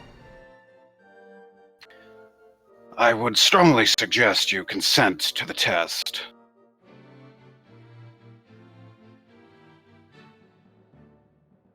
Oh, they can consent and just automatically fail the save, basically? They can. Otherwise, I believe Sardick is aware that that they saved or something to that effect. And Yeah, it says yeah, that. he knows So, whether each one succeeds or fails, that kind of thing. Alright, you convinced them. They all willingly submit to it. So, then, as you accept this, this divine witnessing, do you swear that you have no interest in bullying people or being a gang or, harassing others or taking things from them, anything to that extent? Do you consent that you have truly dropped those rascally ways and consent to be just regular, normal, law-abiding citizens?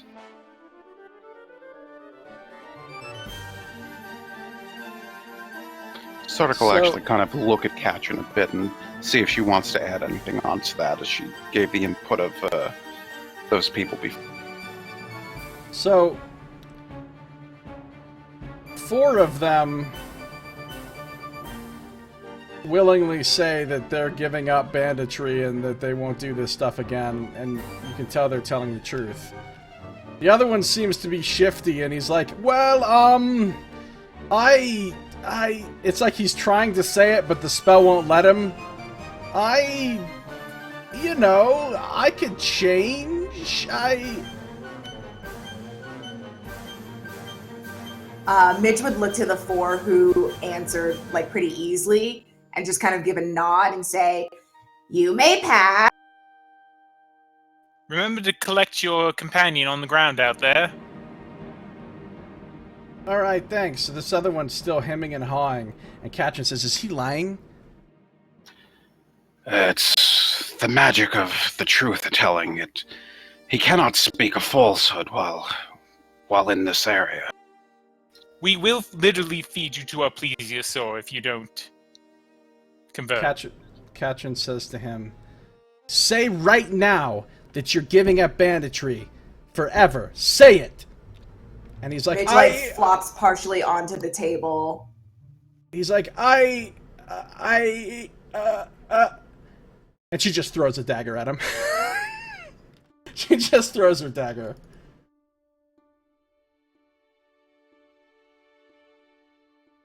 Oh. But it's a surprise attack, right? So it's a 25. He was not expecting it. Yeah. I wasn't even really going to roll, actually. It was just going to be cutscene dagger. You know how that is, like in Dragon Age games, just every once in a while, you just cutscene and somebody instantly gets killed by a dagger that didn't even exist before. Yeah. Well, that's the guy that only had 4 hit points left, so the dagger buries itself.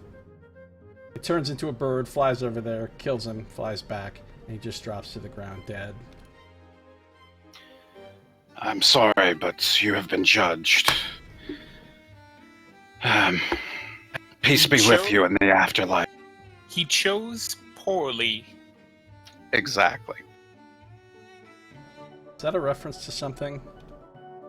Indiana Jones. In the Last Crusade? Right.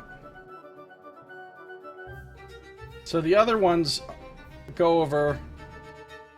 They do not take the dead one, but they do grab the one who's just knocked out.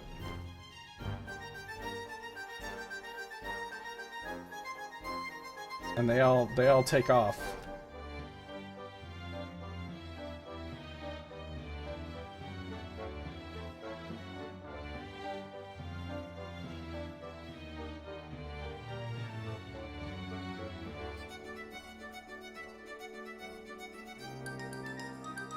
So they're all gone.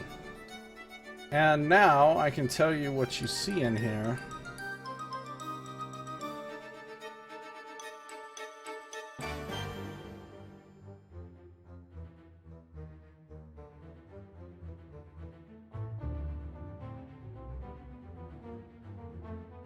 Much for the turn order.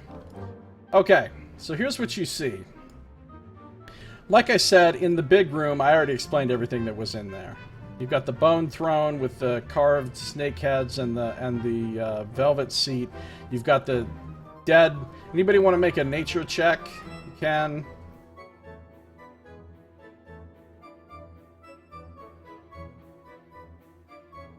God fucking damn it.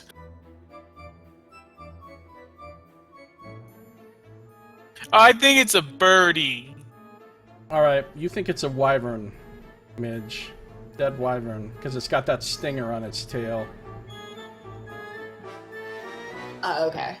And that's all the I would say crystal as much. shards on the ground. That's the worst feeling, when you know what the damn thing is, but then you say you can't answer it.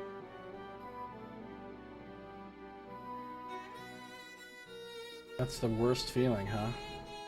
Well, it's one of the worst feelings. Even worse than having your items Okay. at the beginning of an adventure. Okay, there's a lot of things that are worse than it. Alright, fine. Nice. There was some hyperbole in action there. Nice. That encounter's done. We can finally turn off Danse Macabre. Alright. So, inside this room is a long stone table with some chairs, and there's a couple of glowing oil lanterns hanging from chains above the table. On the table are a bunch of items, a bunch of stuff like supplies. You see 3 more backpacks, and each backpack is stuffed full of food. All total, it's like 33 days worth of rations in here. Actually, wait a minute, they would have taken that with them. Unless you guys stopped them from taking it with them. The Yawning Portal needs the food anyway. They can have it. Yeah. And there was also some disguise kits, but they take those with them too.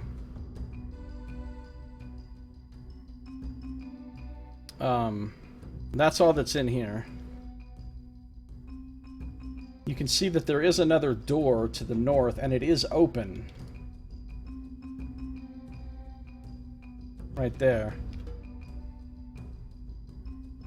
What are these things?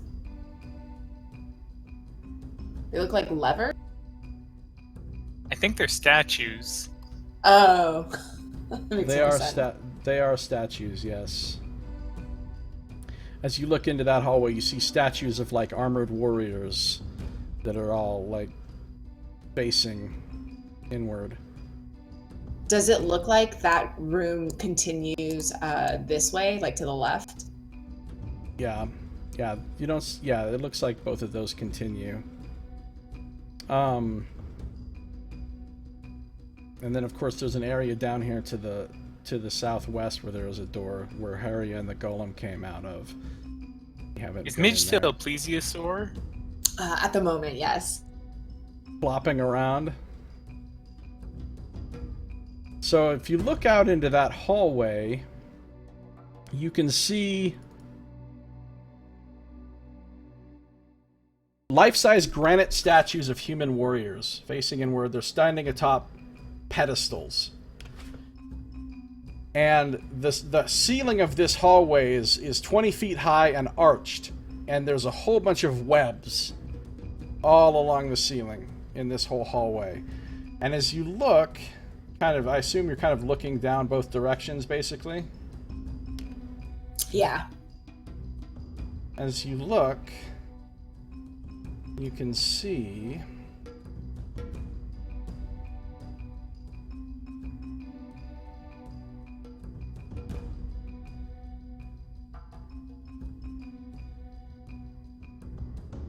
a couple of very large spiders,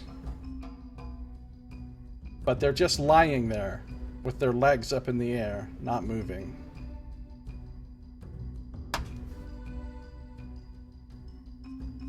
Do we think we can get anything useful from the bodies? Or have they become too badly desiccated?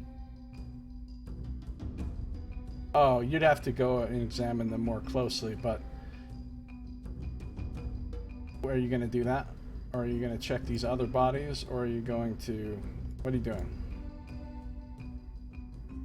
Well, let's first check the bodies of the people we killed. Let's do this properly. And investigate these bones, maybe. This wyvern bone. Yeah, so like I said, the bones of the wyvern seem very old, and there's intermixed with a whole bunch of, like, obviously broken crystal shards all over the floor. I'm actually more interested, I think, in the broken shards, like crystal shards, than the bones. Do these Watch look your like something? flippers. Do these look like something Midge might have seen before? Do they look like sewer crystals? They do not. Okay. We can make an investigation check, anyone who wishes to.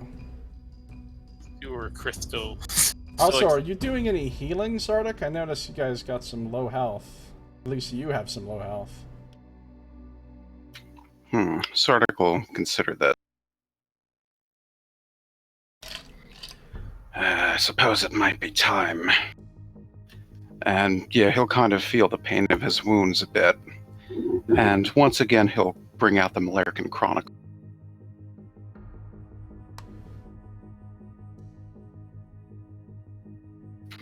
And he'll hold it in both hands.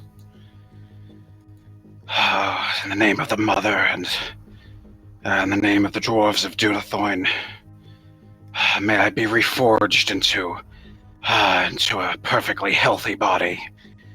Heal! Holy shit, And- heal? Dang! And he restores all his damage. Straight up, yo. The big spells are coming out. So that was your... That was Wait, the didn't- Malarican. Oh man, That was I your- used to be able to your cast one- spells too, guys. spell from the book, right? That you can use per day? Yeah. Okay. But then again, you are, again, functionally immortal like this, so... Oh, I don't know. Let's hope I never get down to very few of my actual hit points. Oh, so on the investigation, you can't really tell, Midge, but Azar, you piece together, no pun intended, the fact that all of these crystal shards look like they were originally part of like a giant sphere that has broken into a million pieces. Right. A sphere large enough to contain a whole wyvern. Right, this is going to sound a bit crazy, and then he's gonna look at Midge as the giant plesiosaur and the spectral cow and the possessed comrades and go, well, maybe not. But I think that this, in fact, these crystals were part of a sphere that contained this wyvern. That is the craziest thing I've heard all day. Just kidding. But what does it mean? Well, at least it only contained the wyvern and not the wyvern jack. Yes. Well, it must have been quite a feat containing this creature. Katryn's like, wait, you're telling me there was like a big ball with a monster inside of it? That's my best guess based on the approximate curvature of these shards. Well, how did it get out? I assuming that it fell into disrepair along with the rest of this level when whatever occurred here. Well, I guess if we see any big giant crystal balls, we should probably be careful with them then, because they could have a monster inside. Good to know.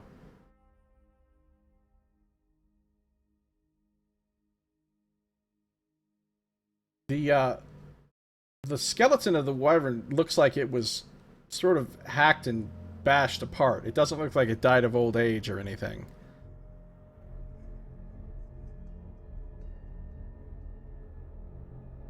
And you can actually tell as you examine, because you got a good investigation roll, as you examine the shards, you can tell that this thing was deliberately broken from the outside. Yeah, so whoever did this, or whatever did this, it appears was quite intentional and was from an outside source. This wasn't the creature breaking out. And once they had broke it in, it appears they hacked the creature apart. I'm not quite certain whether the creature was alive at that point or dead and in some suspended state. Weird, says Katrin. Well, she starts going through the pockets of the two dead guys. She piles up some coins. Here's what they had. And there's 9 gold there, 10 silver, and 10 copper between the two of them. You guys can add that to your treasury.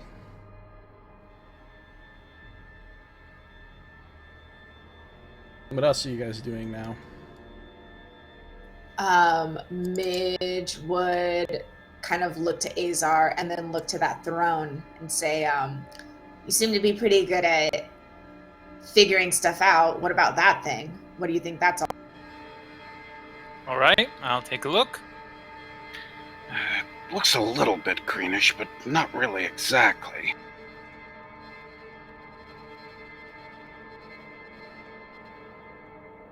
Derp.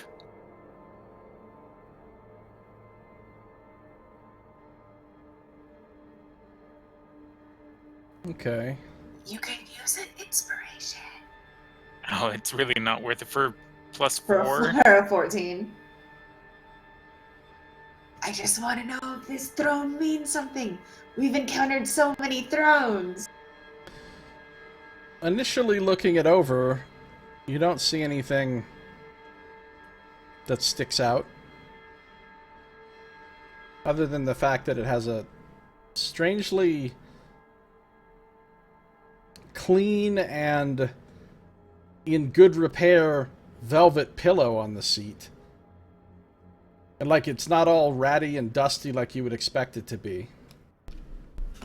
Oh, I might be having that. Pillow to sleep on.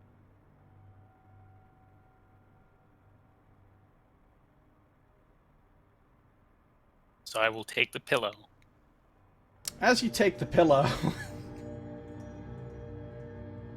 the arms of this throne suddenly animate, and the serpent heads, fast as lightning, strike at you. Okay, this was a mistake! Mistake!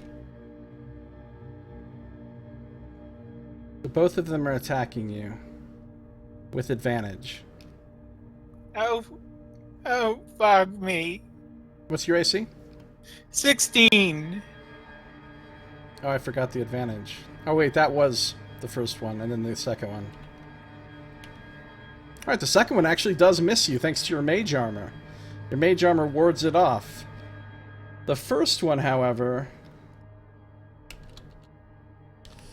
you feel its fangs sink into you, and you take 4 points of piercing damage, and you need to make a Constitution saving throw.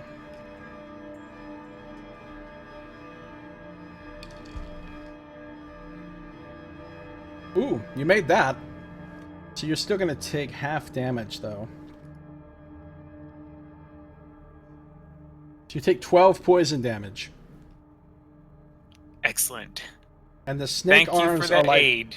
they're like still animate, looking like they're ready to keep attacking. What do you do? Also, as a side note, now that you've removed the pillow, Sardick, you can see what looks like a sort of outline under the pillow, built into the seat of what looks like some sort of like poorly concealed hatchway or something. Oh, that's odd. Look at that. There's like a hinge on the seat. Like it leads down somewhere. There's something else inside, or something like. Okay, but arms biting me. What? What should? Oh, Barzul! And he's just going to grab Azar and he's going to drag him back 5 paces or so. All right, so you're dragged back away, and the fanged snakehead arms of the statue of the throne try to bite at you, but they can't reach that far. So, and they bite into the air a couple of times, and then they seem to settle down and reform into just still throne arms that are not animated. And is this throne actually green, or is it just bone, like white bone kind? It's just like white bone. It's not green at all. Okay. Although the pillow is green. You do have a pillow now, which has a tiny enchantment on it. It's not actually a magic item, like it's not considered a common magic item or anything, but it does have like the tiniest of enchantments on it that it keeps itself repaired and clean, basically. Oh, awesome! I just got myself a super pillow. I got a Sobakawa pillow. Sobakawa, you say? That's quite interesting. Katrin says, that sounds like nonsense. If anyone knows what I'm talking about with the Sobakawa pillow, you do. Oh my god, I love those old infomercials. Like they're trying to burn the stuff that makes up the Sobakawa pillow. What the fuck does that prove it's a pillow? Oh man. I'm not familiar with it, but what do you guys do now? I mean, well, I could try to thaumaturge that hinge open. I mean, it doesn't look locked. If that doesn't work, I don't mind trying to open it and getting bit in the process. I have Mage Hand. Let me do this. So, gonna try and use Mage Hand to open up the hatch. Alright, it opens. Right. Maybe Midge with your... And when it does open, the snake arms animate again and start biting at the air. No, hey, bad chair. My long dinosaur neck over to kind of like try to get a peek down that hatch, but like I'm dodging I'm trying to like dodge the snake arms of the chair as I'm doing it, like without getting. Sure. So inside you can see there are some objects in a little hidden compartment in there, which if you went by the core module as written, it's like, hey, whatever treasures were in this hidden compartment have long since been looted by adventurers. It's empty. But that's fucking lame. So actually there is some stuff in there. Yay! I'm like, why would you put a hidden compartment in? And that's not the only time they do that. There's at least 3 places like that on this level alone. Well, you know what that reminds me of? That reminds me of from the Tomb of Horrors. That stupid room with the 3 chests where you have to go through 2 secret doors, and every single chest is trapped with something that's probably going to kill whoever opens it. Oh yeah, I actually killed off a party of adventurers in that room once, a long time ago. I think I know what you mean. And isn't it like, aren't the rooms themselves also like, there's an effect or something when you walk into one of the rooms that like will F you up good? So you see in there some scrolls, and a big amethyst, and a big potion. Alright, Mage handing them out there. A big potion, like plesiosaurus size? Would it be like a regular potion for me? Well, it's not plesiosaurus size, but it's about twice as big. And as you examine these items, yeah, you get them out there with Mage Hand with no trouble, and then the arms settle down and they stop striking. So basically, you've got 3 scrolls, a big amethyst worth 100 gold. You guys can write that down. How does identifying scrolls work? I think I can just identify them. I don't need to use a scroll of identify. I don't need to use any identification on them. I just know what they are. Unless they're like some. If you can cast the spell, like if it's of your casting class, you can like That's what I thought. read what the scrolls. To your disappointment, Azar, these 3 scrolls seem to not be wizardly at all. They seem to be divine scrolls. Oh no! Damn it! I Wow, think that's these are more your style, Sardick, and will dejectedly pass the scrolls over. Really? They're not in Elvish. Well, let me see these. They're And amazingly Sardick will not in regard Elvish. Nice. Alright, one of them is Sanctuary, one of them is Command, and the other one, by an amazing coincidence, is Zone of Truth. Ooh. That's quite interesting. And the potion looks just like the healing potions that you guys have been carrying, except it's about twice as big and it's in a really fancy bottle with a crown embossed on the side. Ooh. I will put this in that bag of holding. Okay. Sardick will keep those 3 scrolls on his person. He actually has a map/scroll case, so he'll put those in there. Alright, perfect. And you guys put the amethyst in the bag of holding too? Yep. Katrin says, "Oh, cool. We found some hidden treasure. What do those scrolls do, Sardick?" Well, actually, this one, if we had had it a moment ago, it invoked that zone of truth, the truth-telling that I had used upon those bandits. This one here, this is command. That was actually what I used on Sister there when I told her to halt, to stop attacking me. And this one here, this is sanctuary. If I bestow this upon someone, it makes them harder for enemies to regard, to hit. They have to kind of overcome divine resistance to even be able to focus upon them. I mean, granted, if you're kind of stuck in a fireball or something like that, well, that doesn't exactly work. But I mean, if it, to be directly regarded for an attack, well, that would help to resist that. Wow, that sounds useful. Good job finding that stuff. And a pretty gem, too.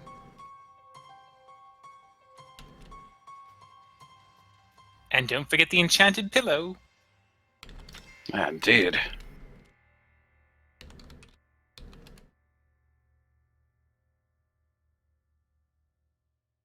So, Katrin says, "What about that way?" And she points at this door over here to the west. I bet there's some good stuff in there if that's where the boss came from. Seems about right to me. It might be wise to search that now before she potentially comes back. Yes, I had this odd feeling as if somewhere, some being was healing itself, almost in preparation to one day come back at us. That No, would but it never is. happen. Midge just kind of starts flopping over into. So you're flopping your way through there. Katrin's kind of coming up behind. Ara and Roscoe just mutely following behind Azar. Okay, so you come around the corner here. You can see... He's probably too big to fall down a pit anyways. Ooh. a room which is lit by a lantern. And in the room, you see some things. I still love the idea of a plesiosaur just dragging itself. It's sort of ridiculous. It's amazing. It is. Just the telepathically broadcasting plesiosaurs. All right, so you Telepathy is see... plesiosaurusing to the ear. She sticks her head under God. the bed, but the bed kind of like raises from how Yeah, so- large her. So there's a cot there.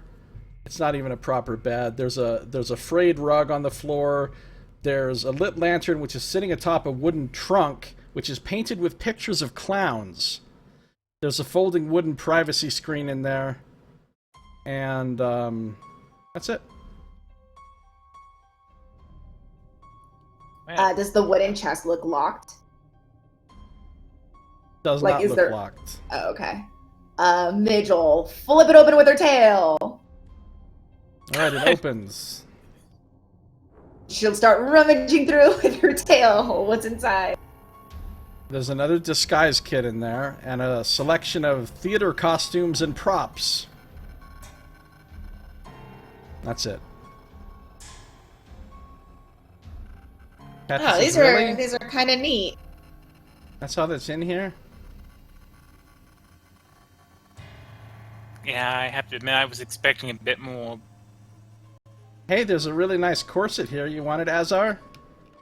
Ha ha! Thank you, Katrin. If there's like a little hat or something among the costumes, Midge would like to use her tail to put it on her head. Okay. Nice. I don't know that you have the manual dexterity with the big giant plesiosaurus tail to really do that. Make a dexterity check. Let me make a This dex is the check. best dex check ever. I guess I have to use the plesiosaur, so it's a d20 plus 2.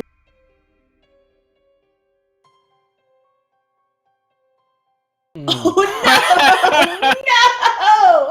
The hat just falls. You give it a few tries and the hat just keeps falling on the floor. It's a really slippery hat, guys.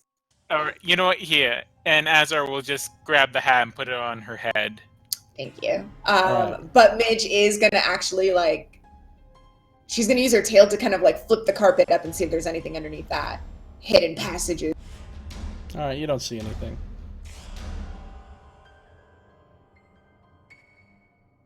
Well, I mean, do you want to take the disguise kit? We can sell it, probably, for some gold. Yeah, it's probably better that, she can't, Harya can't access any of her stuff, even if it is just costumes and disguise kits, if she tries. Yeah, that's a good point. Besides, probably those other ones that were going up to the portal, they would probably buy.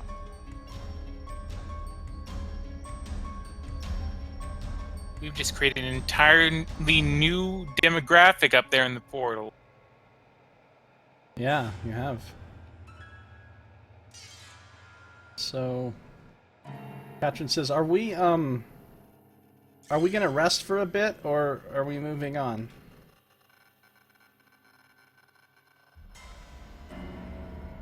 I mean, I'm fine to continue on, but, Sardick? Midge? Yeah, I'm fine moving on after that bout of healing. I'm healthy as a bull. At that, Midge is going to turn into Oh, a bull. Ah, exactly, just like that. Does she still have the hat on her head?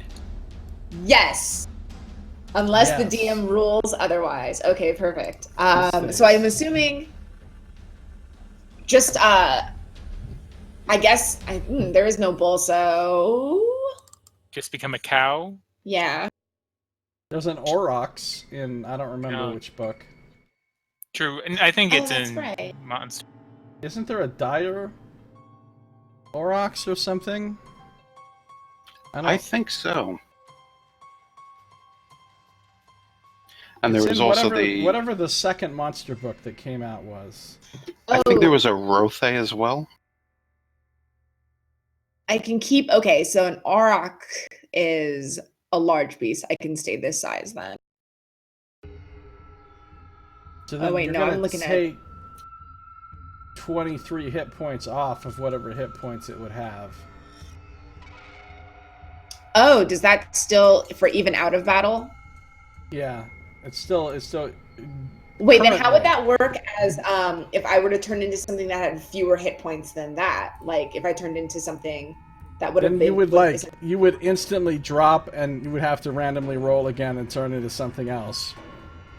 So unless you actually heal up the damage, or if you were damaged down to 0 or whatever, then you could. And I should probably look for the actual Aurochs thing, because I was looking at. Oh, here it is. Nope. Yes, it's in Volo's guide, which I do not have. Give me a sec, I'll pull it up. For anyone liking a visual, there is one in Discord now. Wow. It's Beautiful. It's canon now. That's what the hat looks like. Nice. Okay, so armor class of 11, 38 hit points. Ooh, that is not great. I might as well just stay a plesiosaurus. I like it. Yeah, sorry, Nox. This is not yet the time for Midge to turn into any sort of bovine creature. She's going to stay a plesiosaurus with a hat.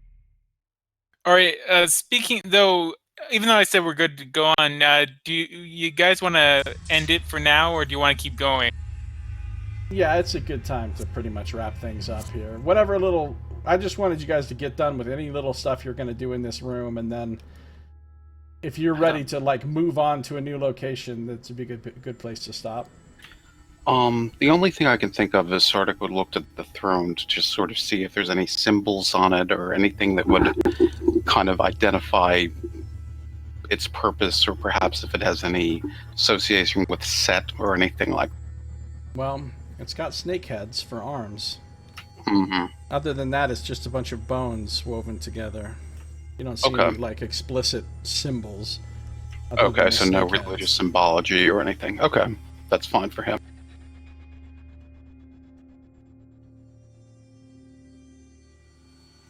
So you guys do anything else in here? Or are you going to... Where are you going? Out the northern doors? I derisively taunt the throne with my pillow. Okay. It is taunted. Excellent. I'm okay with waiting until next week to see where everybody else wants to go, which direction. Yeah. I mean, if you're still trying to explore this area, there's actually only one way you can go, unless you're going to backtrack a long way to somewhere else. Oh, okay. So really, it's only going this way? Oh, well, no, I'm wrong. What I mean is one way out of this room. You can go north into the hallway. Once you get to that hallway, yes, there's 2 ways you can go. Okay, because it breaks off into 2 directions. Gotcha.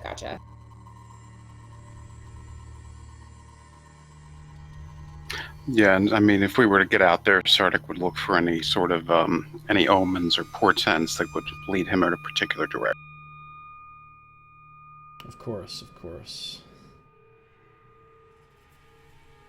This hallway goes for a really long way. I guess you could just see all the way down it. If you're looking down.